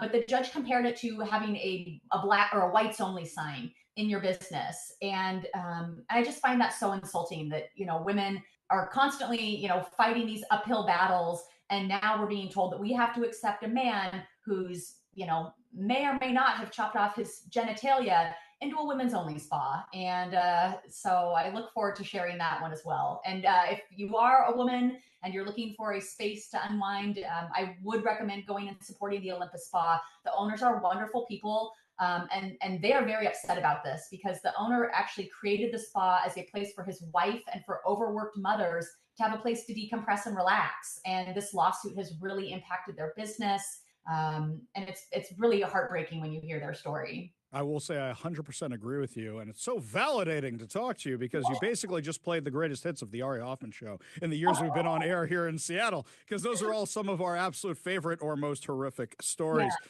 Best Buyers, if people want to follow you, if they want to see more of your videos, if they want to learn more about you, what's the best way for them to do so? Yeah, my personal social media is Best Buyers. My last name is spelled Byers. My name is Bess, Bess. And then if you want to find Reason's content, our website is reason.com. Our YouTube is Reason TV, Instagram is Reason Magazine, and all the content that I'm sharing is obviously shared to all of their channels, and then I'm sharing it on mine as well. So. And we'll be sharing it as well every time we see one of these videos. Best Buyers, you're doing a phenomenal job. So glad we had this opportunity to talk. Keep up the great work, and thank you so much for joining us today. I will. Thank you so much for having me. It means a lot to be here. Such a pleasure. We got a whole lot more to discuss, including my review of Happy Gilmore 2 and your chance to win fantabulous prizes during our Real Deal giveaway. You're listening to The Ari Hoffman Show on Talk Radio 570 KVI.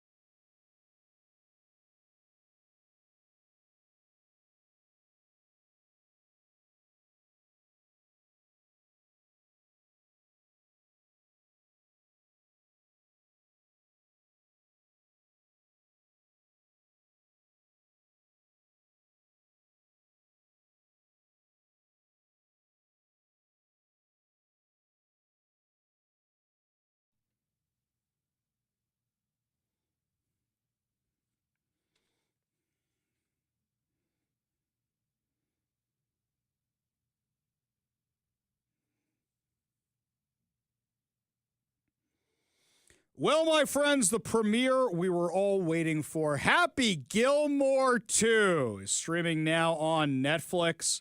And I didn't know what to expect. Let me tell you my odyssey with the Adam Sandler movies. When I was younger, I thought they were very, very stupid. When I was the age that I should have been enjoying them, I thought they were very, very stupid. I don't know what switch flipped in me, but when I had two sons and I started watching these movies with them, I started giggling. I started giggling a lot, and then I started liking Billy Madison and Happy Gilmore and The Waterboy and all those dumb movies. But I always liked Adam Sandler as a comedian. And when they announced Happy Gilmore 2, I said, okay, how stupid is this going to be? We've had a lot of sequels on streaming that were done as just streaming projects that got a lot of attention, but then fell kind of flat, and we were even dumber than the originals that you don't even laugh or anything. I can't believe I'm saying this. This is the perfect sequel to Happy Gilmore. It really, really is.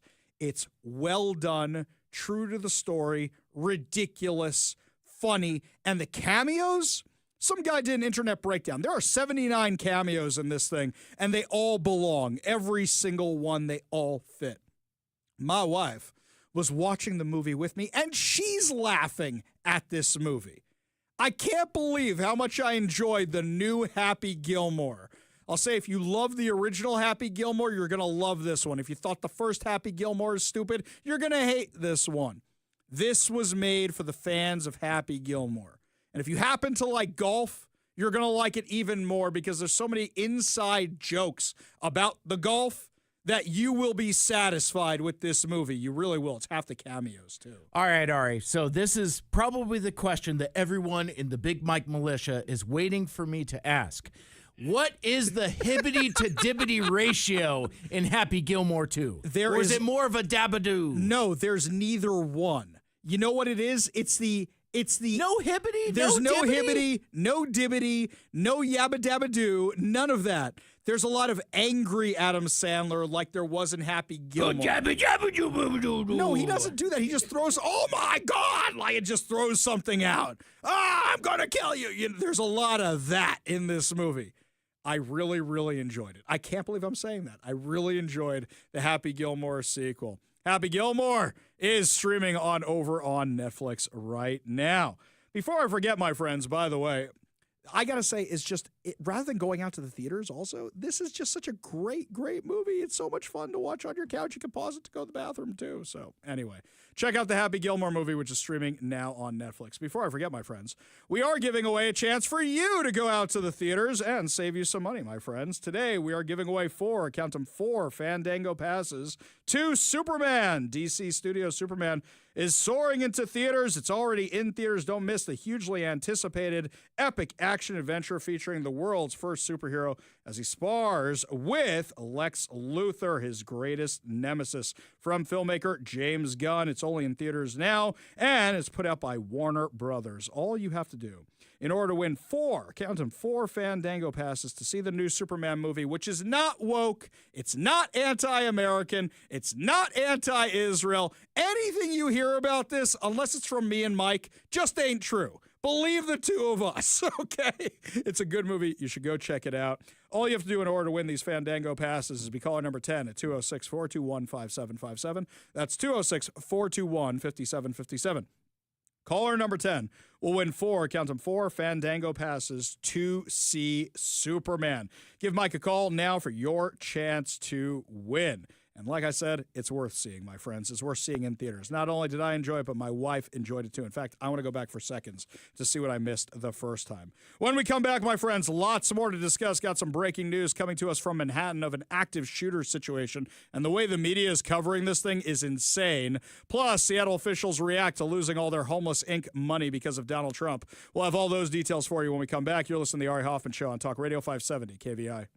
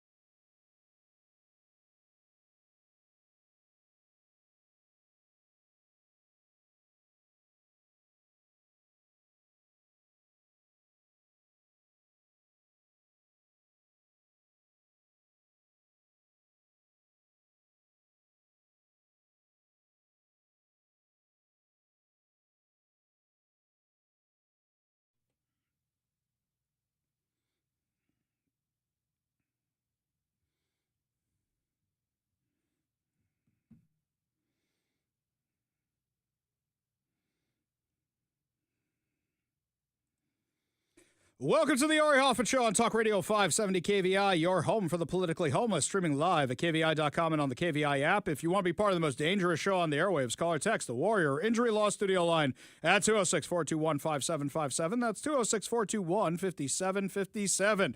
Congratulations to Nicholas in Seattle. First-time winner. You get 4 Fandango passes to see Superman. Your next chance to win is coming up at 5:45 during our good news giveaway, but got some breaking news for you right now.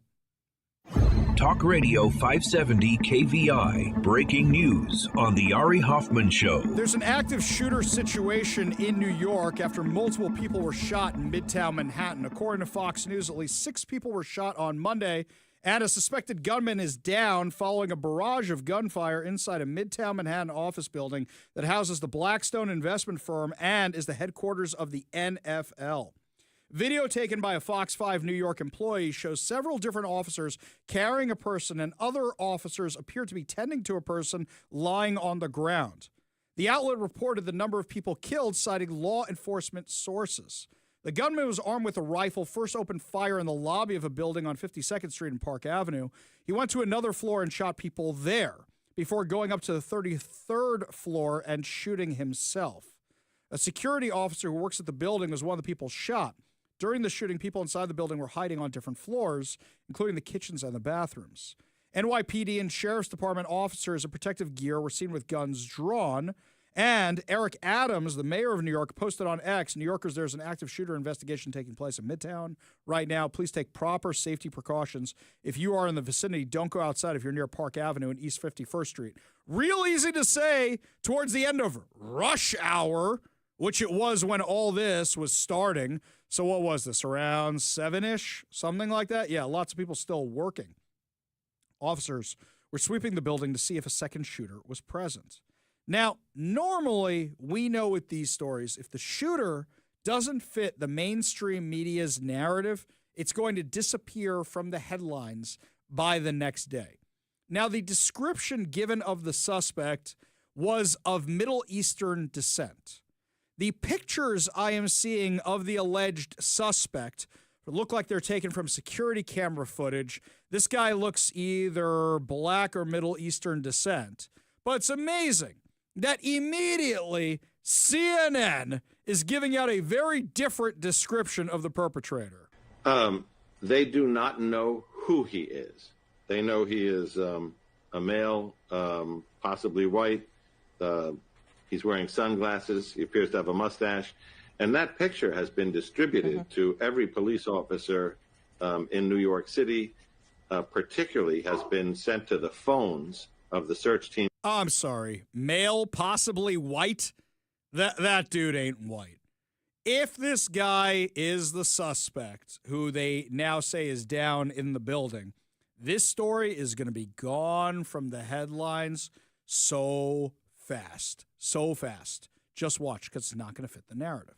Now, there are some rumors going around, and we need to clarify these right now. There are some rumors going around that the dude is wearing a Palestine t-shirt. It appears like there may be a protest or something else going on nearby that is not related to this, or at least we don't know if it's related to this or not. And some guy was arrested wearing a Palestine shirt. The suspect is down. This guy in the Palestine shirt is walking around, talking to reporters and stuff. So these are not the same case. There's a lot of information out there and a lot of things going on. In a city of millions of people, there's going to be multiple things happening at once. So verify anything before sharing it on social media, my friends, because there's a lot of stuff going on. We'll keep you updated on this as we get more details as the story evolves.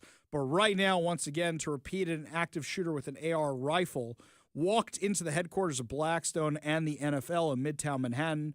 Apparently, the shooter is down, but there are multiple casualties. As we get more updates, we will bring them to you throughout the rest of the show. Meanwhile, switching gears, back to what's happening here locally. You remember last week, I told you the story, how firefighters, medics, saved a puppy that had OD'd on fentanyl that was found in a car. Remember we told you about the story in Lacey, Washington, and at the time I said, some things aren't adding up. Did the owner have the dog in there and there was fentanyl? Was it a homeless person? And why isn't there a call for adoption? Normally in these situations, the animal or child should be taken away right away, and there's a call for, hey, this adorable puppy. Look at this adorable puppy. Would you like to give this adorable puppy a new home? Well, there wasn't that.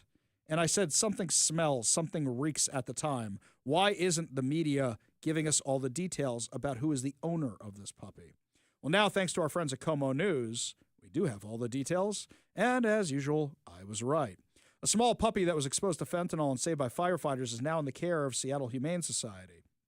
The puppy, named Espresso, adorable puppy, was discovered unresponsive in a car where fentanyl was found on July 15th in Lacey. Crews from the Lacey Fire Department used their training and administered a small dose of Narcan to save the puppy's life. Seattle Humane posted on Instagram Friday saying Espresso has been through a lot over the past week. He nearly died from a fentanyl overdose and had to be revived with Narcan. The puppy was transferred to Seattle Humane for care and has been given a clean bill of health. His adoption status is pending. Seattle Humane mentioned in their post that the puppy's former owner is expected in court next week. Whoa, whoa, whoa. This is the first we're hearing about a court appearance. So we're going to reach out to the Thurston County Prosecutor's Office to find out more about this situation. But does it surprise anybody? Of course not. When you have so many drugs on the street, you're going to be hearing about this kind of stuff. But unfortunately, our elected officials don't want to discuss the drug crisis. They don't want to discuss the mental health crisis. They don't want to discuss any of that. They just want to call it homeless, homeless, homeless, homeless, homeless. Well, now the elected officials in our area are having a complete meltdown. Absolute meltdown. Why? Because we know that last week, President Donald Trump signed an executive order that's going to end the failed housing first model, which the left loves. What's the left's model? Well, you know what? We don't expect anything of you. We don't expect you to get clean. We don't expect you to get mental help. We don't expect you to stop doing crime. We're just going to give you a free place to live. A roof over your head, and then your life gets magically better. Well, that hasn't fixed the situation. They also said, well, you know what? We're going to give you all the needles to do all the drugs you want, because if you're going to do drugs, might as well make sure you're not getting HIV. And you know what? We're going to expand that. We're going to give you crack pipes. We're going to give you foil. We're going to give you everything you need. In fact, now, let's not forget Bob Ferguson. Just a little while ago, some commissions appointed by him are now discussing giving people clean drugs. And Donald Trump says, we're not funding this anymore. You want to fix the homeless situation? Let's get the people off the streets. Let's get them into treatment. Let's fund solutions that work rather than solutions that fail. So, we saw the reaction from Seattle officials, and they are having a colossal meltdown. Now, the Seattle Times is taking their side, so let's read the Seattle Times article together, shall we? President Donald Trump's executive order issued Thursday that calls for punishing homeless people living outside. That's not what it calls for. Forced treatment for people with substance use. Yeah. You know, we do have involuntary commitment here in Washington. King County has admitted on their website that they choose to ignore it, leaving these people wandering the streets as a danger to themselves and others. Today, on my drive down 4th Avenue, I almost hit 2 people wandering on the streets in their various forms of drug usage, and I was not speeding because I was driving the Jeep Rubicon that my friends over Renton Chrysler Dodge Jeep Ram loaned to me, and I don't want to mess up their car. I was going the speed limit, and these people just wandered out in a drug-induced stupor into traffic. One guy, I think, was actually trying to hail down cars for a ride. He doesn't look like he was looking for an Uber. Didn't have the phone in his hands, and it was right outside the King County Health Facility, whatever it is, where they give out the harm reduction supplies. So here, I love what it's saying right here. The Seattle Times, his end to data-proven solutions. Where's the data that proves these work? Where's the data that proves these work? Would you like me to prove to you, Seattle Times, from your own article, how your data-proven solutions don't work? Let's skip down one paragraph, just one paragraph. Homelessness is at a record high locally and nationally. Okay. Where's the proof that this is actually working? Where's the proof that this is working? Right now, according to your studies that you just said, homelessness is at a record high locally and nationally. Can we go back to the first paragraph? President Donald Trump's executive order issued Thursday that calls for punishing homeless people living outside, forced treatment for people with substance use and mental health issues, and end to data-proven solutions to getting people into housing. How you literally disproved yourselves in the third paragraph of this article. Literally disproved yourselves right there. Here, continue to disprove yourselves. King County recorded 16,868 homeless people in its 2024 point-in-time count. Across the country, the number was 771,480 people. So the number's only going up under Biden. And you claim these are data-proven solutions?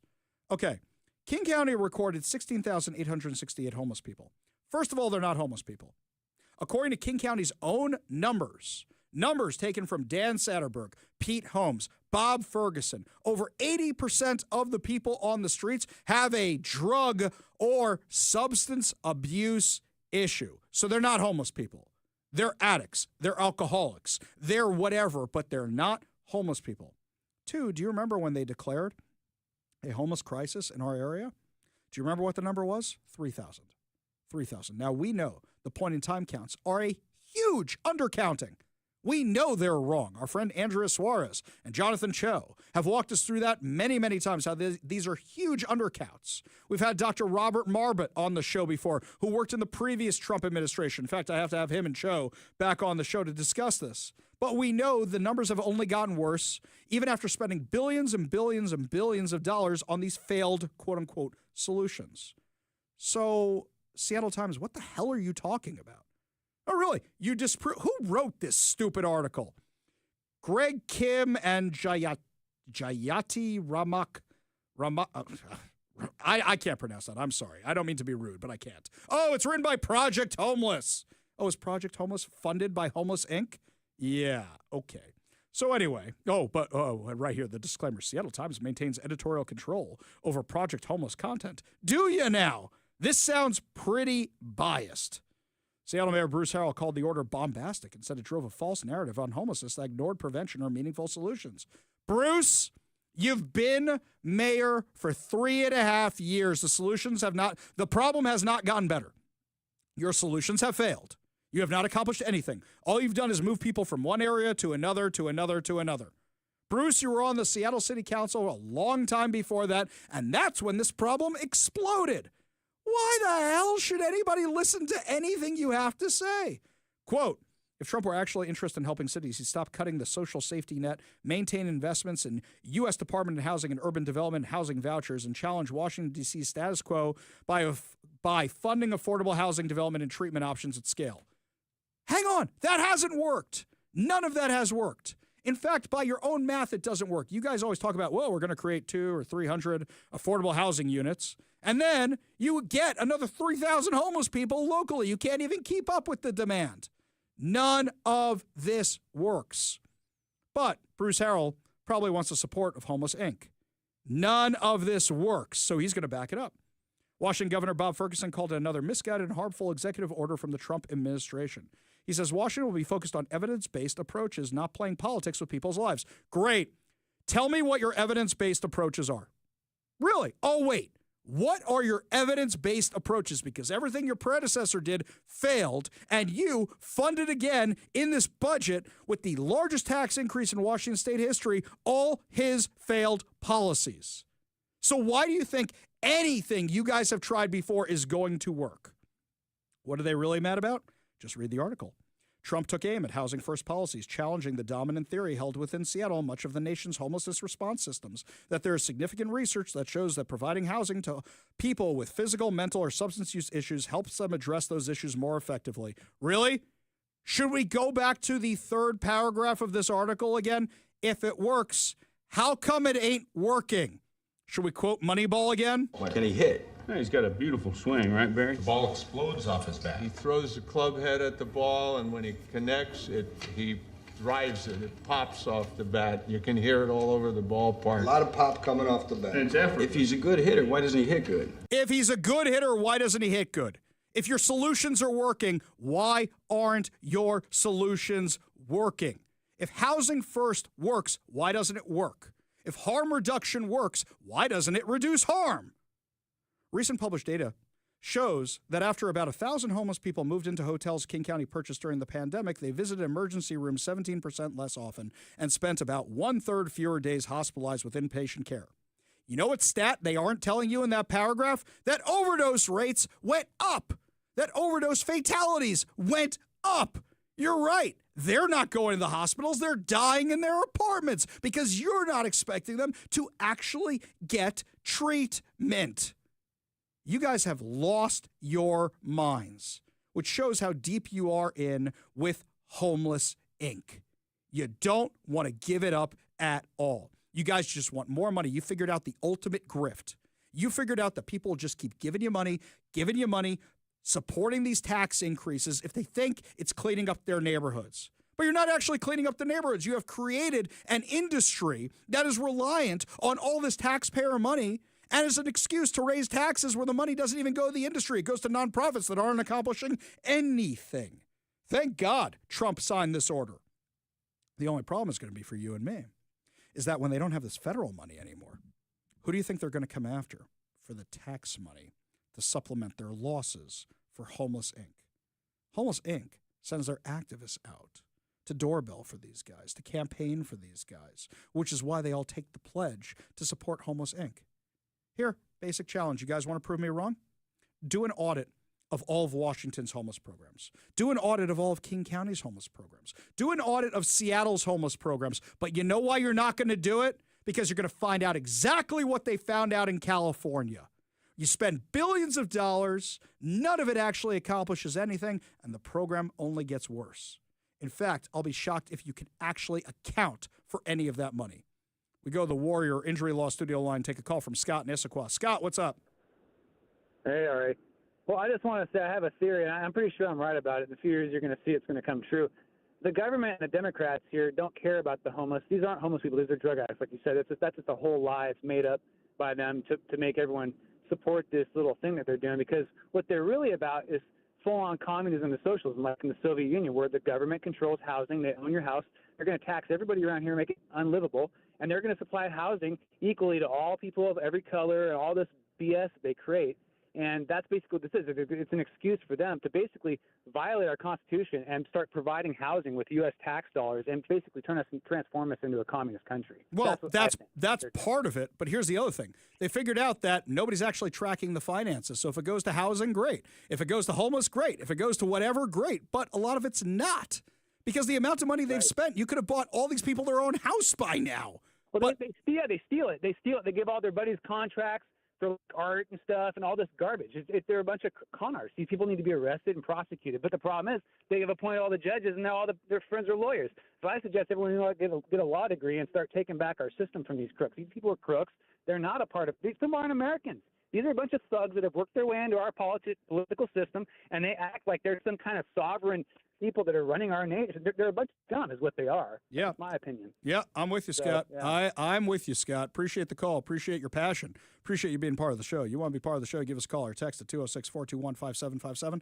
That's 206-421-5757. Text of the day from Dennis. Evidence-based? Ha! Like the COVID vaccine. Yeah, very, very true. When we come back, my friends, lots more to talk about. A local whistleblower who revealed all the dirty secrets behind Jay Inslee and the Democrats' Climate Commitment Act is now being targeted by the state. We'll tell you what's going on when we come back, but first, Todd Herman's Daily Thoughtcast right now on the Ari Hoffman Show.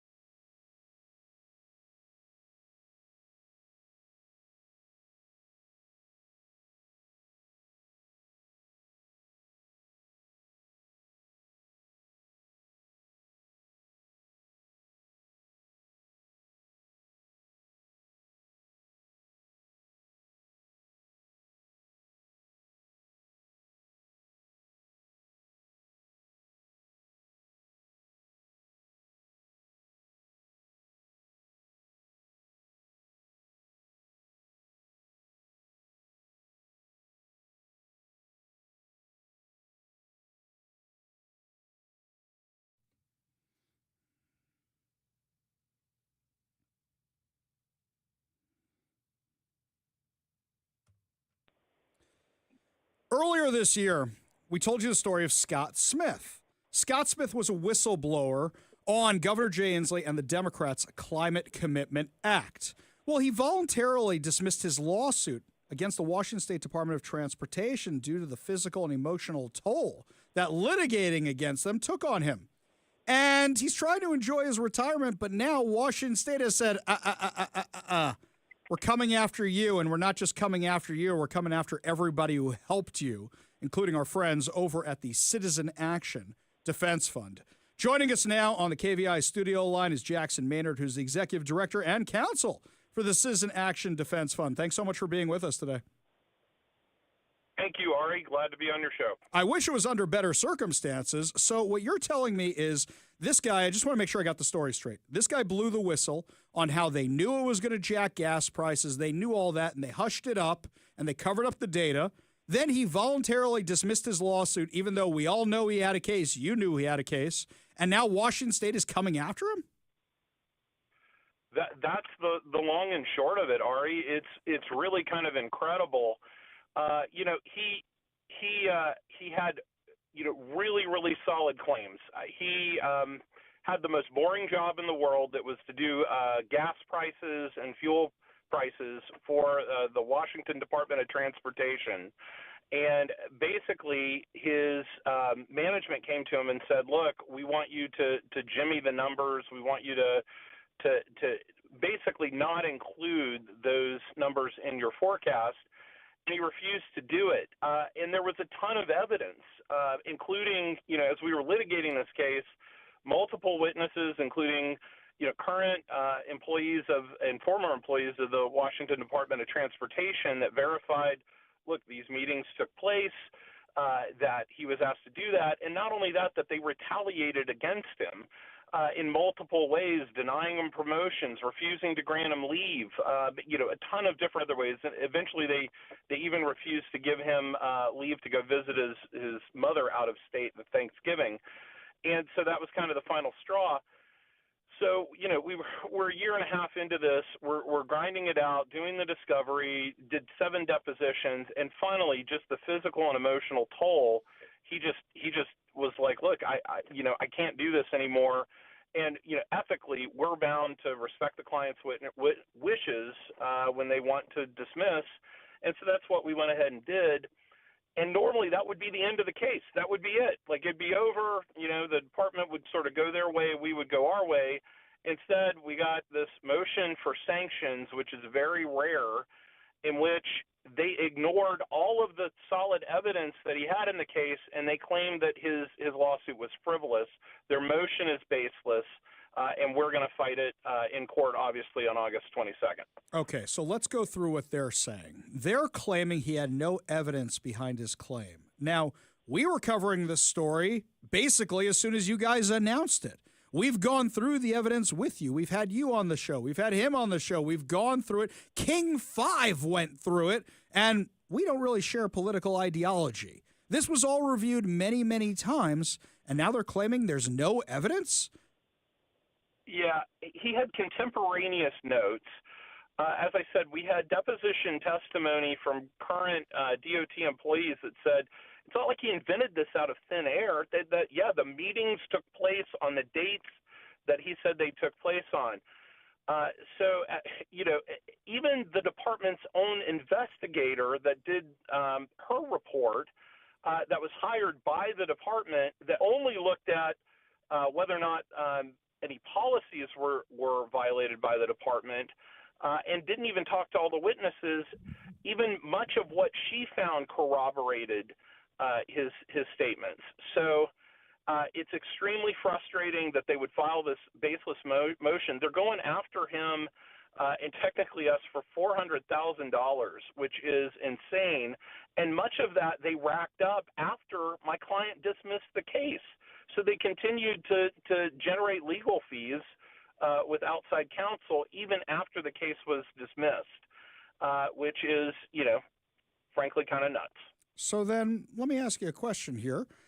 During discovery, aren't you going to get the evidence that backs up all his claims? Are they dumb for reopening this? Because now you may have a better case than you had before, especially to countersue them. Well, technically, once you voluntarily dismiss, now it was without prejudice, so I suppose, if Scott wanted to pursue it later, after he's in a better condition, he might be in a position to do that. But yes, we've got discovery, we've got the documents, we had the depositions, and but for the client saying, look, I'm sorry, I can't do this anymore, we would have welcomed the opportunity to go to court. But that's the funny thing, by filing this motion, we get to now talk about all of these witnesses. We get to talk about all of this documentary evidence that we had, and we get to bring it up before the court on August 22nd. So, there's that. He did have they've got a motion related to discovery. He had some text messages and some emails. He had a device that was malfunctioning that he upgraded. That happens to everybody. And unfortunately, some of the data didn't transfer over. And I don't know whether the information was lost as a result of the malfunctioning device or whether it was lost in the transfer. But they don't have any evidence of any kind of intentional, deletion or destruction of any documents, which is what you need. They're trying to claim there's some sort of spoliation and just tar this man's reputation. It's wrong. We're not going to tolerate it, and we're going to fight that as well in court. Just before we wrap up here with Jackson Maynard from the Citizen Action Defense Fund. So who's doing this? Is this Nick Brown? Is this Bob Ferguson? Is this just some agency? But whose fingerprints are all over this? Well, I mean, it's the Department of Transportation that's, the defendant. Obviously, the Attorney General's office represents the state. They have retained outside counsel, even though they've got like 800 attorneys over there. And so they're paying this outside firm that's, generating a lot of fees that the DOT is paying. And so, I don't understand why, when the case is dismissed, why they wouldn't just go ahead, take the victory and move on and let everybody kind of move on. The fact that they're, not just kicking a dead horse, but they're digging up the dead horse's bones and kicking the bones is just, it's overkill. It's ridiculous. And, I would hope that the current administration would have, bigger fish to fry, bigger things to do. They need to govern. The Department of Transportation needs to fix roads. And they should have moved on, but because they're not, we're going to fight for our client. We're going to fight for the little guy like we always do, and push back on yet this other way that they're trying to retaliate against him. I think it would be kind of entertaining for somebody to go after them for wasting all our money when they have something between 700 to 800 inside counsels that they went to an outside counsel for this one. Jackson Maynard, Executive Director and Counsel for the Citizen Action Defense Fund. Thank you so much for joining us today and explaining the nitty and gritty of this crazy story to us. We really do appreciate it. Thank you, Ari. I appreciate the chance to talk to you and your listeners. Always a pleasure, my friend. Thanks for joining us today. When we come back, my friends, more lawsuit news, where now more revelations are being made about the case against the city of Seattle that terminated a whole bunch of people who wouldn't get the jab. New bombshell information when we come back. You're listening to the Ari Hoffman Show on Talk Radio 570 KVI.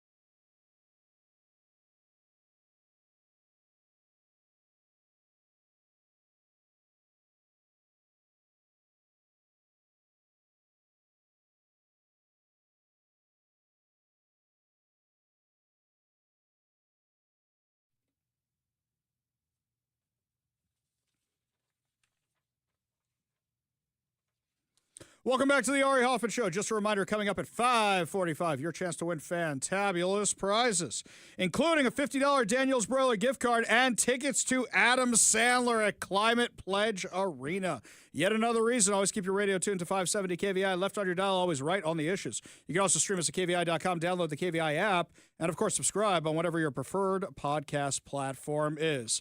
Well, my friends, some of you called earlier in the show about some stuff I had posted over on social media, and it's a story you're not going to get anywhere else. Talk Radio 570 KVI, an Ari Hoffman Show exclusive. Last week, King County Superior Court Judge Tanya Thorpe ruled in favor of the city of Seattle in a high-profile lawsuit brought by dozens of former city employees who were terminated after refusing to comply with the city's COVID-19 vaccine mandate. Thorpe ruled that none of them had sincerely held religious beliefs when they objected to the vaccine mandate. She said their beliefs are secular, cloaked in religious vernacular, and that prayer is not a reasonable manner for decision-making. So we're just going to chuck out the entire First Amendment then? How do you know what's in somebody's heart? You're saying they're making this up. You're saying they're lying. And I'm going to tell you, I know who she was aiming for with this decision. A friend of mine who's a liberal called me. A friend of mine called me after they saw my social media post on Friday about all this. And they said, Ari, I don't understand. I'm religious, like you. I'm an observant Jew, like you. Doesn't it make you mad that people are pretending to be religious so they don't have to comply with a city rule? And this person was coming from a very good place. I don't want to give you the impression they weren't. They were trying to have an honest debate with me about politics. And I said, no, the problem is you're assuming that's why. The judge is assuming that's why. Do you know what's in somebody's heart? Does a judge know what's in somebody's heart? So, for example, neither of us know. I could say, you're an observant Jew, but I don't trust you're an observant Jew, that you don't actually believe it. You're just showing up for the free food and the free alcohol. That's what this judge is saying. I think you're faking it, but provides no proof in order to do so. So the city of Seattle basically made the case, religion doesn't matter.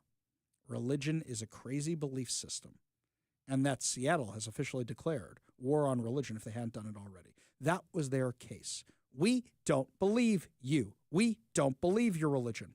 Do you remember back when they said, oh, you get an exemption for your sincerely held religious beliefs? And we said, who the hell are you to decide anybody's sincerely held religious beliefs? Well, guess what? The city of Seattle did exactly what we cautioned you was going to happen. And what they did was they said, we'll accept your little exemptions. We'll accept your religious beliefs, but we're not going to give you accommodations.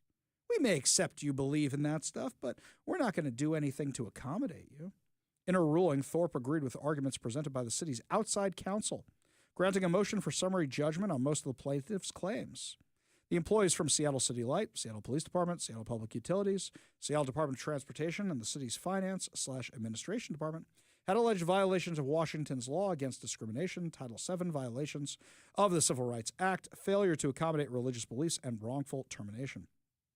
In court documents, the city argued that the plaintiffs did not demonstrate a bona fide religious belief that conflicted with the vaccine mandate. Thorpe said their objections were secular concerns cloaked in a religious vernacular. The city further argued that prayer alone does not convert a person's personal decision into a protected religious belief. Then what is it? George Thorpe largely agreed, dismissing the majority of the claims, including wrongful termination and discrimination. In her decision, she emphasized the law does not require employers to accommodate personal opinions or choices merely because they are framed in a religious term.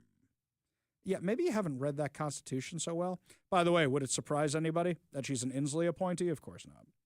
Only 4 plaintiffs will be allowed to proceed, and solely on the limited question of whether accommodating their beliefs would have imposed an undue hardship on the city. Here's the crazy thing about that. The accommodations they were asking for were the things they were doing at the time. So, for example, they said, we'll do masks, we'll do testing, we'll do social distancing, we'll do all that stuff. We just don't want to get the jab. And even though everybody was doing it, and even though they made everybody do it again when cases spiked, they said no. Here's something else. By the time the vaccine mandate came out, they already knew that the vaccine didn't stop the spread, but they went along with the mandate anyway because Jay Inslee and Jenny Durkin and crew just wanted people to comply with them. So, right now, I'm asking how this one plaintiff, one of the dismissed plaintiffs, Kirsty Huffaker, who previously won her union grievance in arbitration against the city of Seattle for wrongful termination related to the same vaccine mandate, the arbitrator ruled in Huffaker's favor, awarding her reinstatement, back pay, restoration of sick and vacation leave, and recovery of lost benefits. But the city challenged that award in court. City challenged that award in court, and it was upheld. It was upheld. So how could she win her arbitration and yet be losing this? Yeah. Meanwhile, another city employee we know, Marina Shinderuk, who pursued a separate lawsuit over the same mandate, recently settled with the city of Seattle for close to $1 million. Unlike the group's lawsuit, Shinderuk's case was handled internally by the Seattle Attorney's Office rather than outside counsel. So basically what you're saying is you brought in the big guns because you're worried about losing. So even though you have hundreds of lawyers at your disposal, you guys decide to bring in the big guns and pay outside counsel just so these guys wouldn't win. That means that they knew how much money it was going to cost them. Let's also remember this, that previously we got the emails that Seattle Mayor Jenny Durkin told department leaders they had no intention whatsoever of approving any religious accommodations. We now have more emails showing that the head of Seattle City Light and Public Utilities were saying, yeah, we're not taking the fall for you. You did this. We're following your orders. And yet everybody's blaming us for this. We literally have the emails right here. We have the emails right here in front of us. They never planned to accommodate anybody. They just wanted to fire them. Just wanted to fire them. And Jenny Durkin took full responsibility for this, but now is trying to hide from it, and the city's trying to hide from it, even though this was her mandate. It's ridiculous. I don't know who this judge is. I have to do more research into this crazy judge, Judge Thorpe, and find out her other bad decisions, which I'm sure there will be a laundry list of them. But basically, the deck is stacked against these people who are suing. And the court saying you don't get to decide what your truly held religious beliefs are, that a court gets to decide that. Very scary times we're living in, my friends. Very, very scary times. Only good news to wrap up the show. Your good news giveaway, your good news headlines, your chance to win a $50 Daniels Broiler gift card, and tickets to see Adam Sandler here in concert. You're listening to The Ari Hoffman Show on Talk Radio 570 KVI.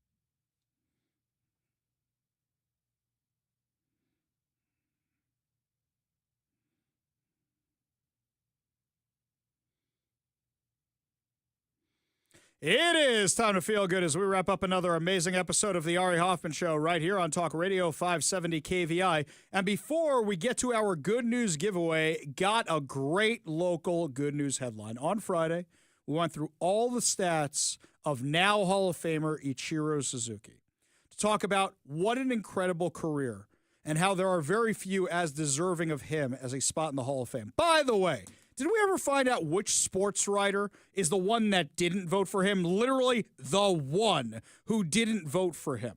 You know, I don't have the identity of that lone voter, but I can tell you that Ichiro called him out specifically in his Hall of Fame speech. That's not the clip I have for you here today, Ari, but like this, the whole speech was incredible. Like, so English is not Ichiro's first language.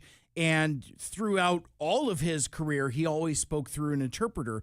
But this speech that he gave that was like 20 minutes long, all in English. So I can't even imagine like the preparation and the everything that he put into it.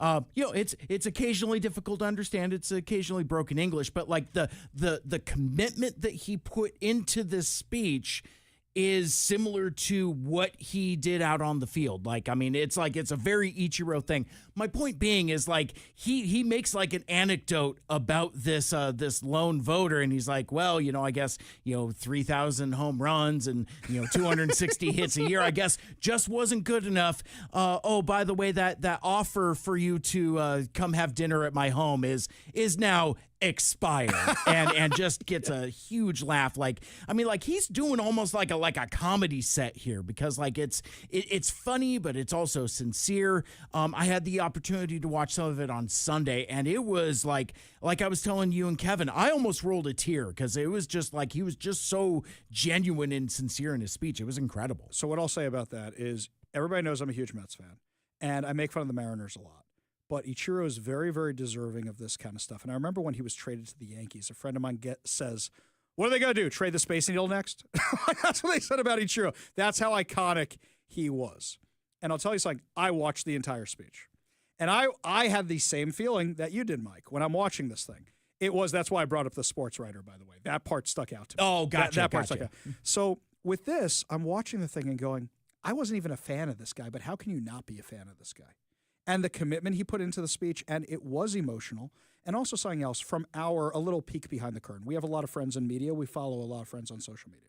All our sports friends who got to go to this and how happy they were in the Hall of Fame. I'm happy for all of them. I'm happy for every Mariners fan. And it really was a good speech. Give a listen. Today, I am feeling something I thought I would never know again. For the third time, I am a rookie. First, in 1992, after the Oryx Blue Wave drafted me out of high school. Then, in 2001, I became a rookie again at 27, when the Seattle Mariners signed me.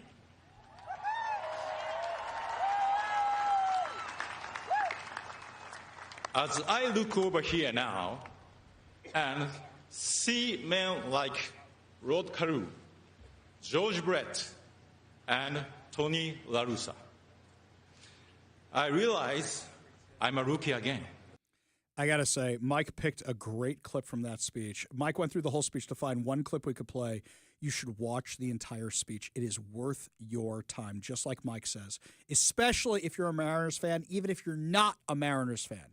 Go watch it. It's worth it just to get to the Rick Riz impression. Yes. That was pretty awesome. Yes. Go watch the whole thing. It's really, really great. Congratulations to Ichiro Suzuki on a very well-deserved spot in the Hall of Fame. Before I forget, your chance to win fantabulous prizes. Today, we are giving away a $50 Daniel's Broiler gift card. Check out danielsbroiler.com to reserve a table, place your takeout delivery order, and more. We're also giving away a copy of 7 Steps to a Successful Retirement by Brian Evans of Madrona Financial and CPAs. Visit madronafinancial.com for more information and discover how you can create a rooted wealth plan today. Last but certainly not least, we're giving away two tickets to Adam Sandler at Climate Pledge Arena on October 29th.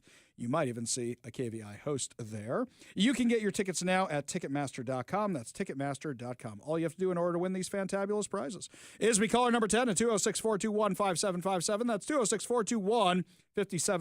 Caller number 10 will win a $50 Daniels Broiler gift card, a copy of 7 Steps to a Successful Retirement by Brian Evans of Majority Financial and CPAs, and 2 tickets to Adam Sandler at Climate Pledge Arena on October 29th. Phone lines are open now. Give Mike a call for your chance to win at 206-421-5757. That's 206-421-5757. Well, let's go do it for us today, my friends, but fear not, we'll be back tomorrow with more insane stories, more exciting guests, and, of course, more giveaways. You've been listening to The Ari Hoffman Show on Talk Radio 570 KVI.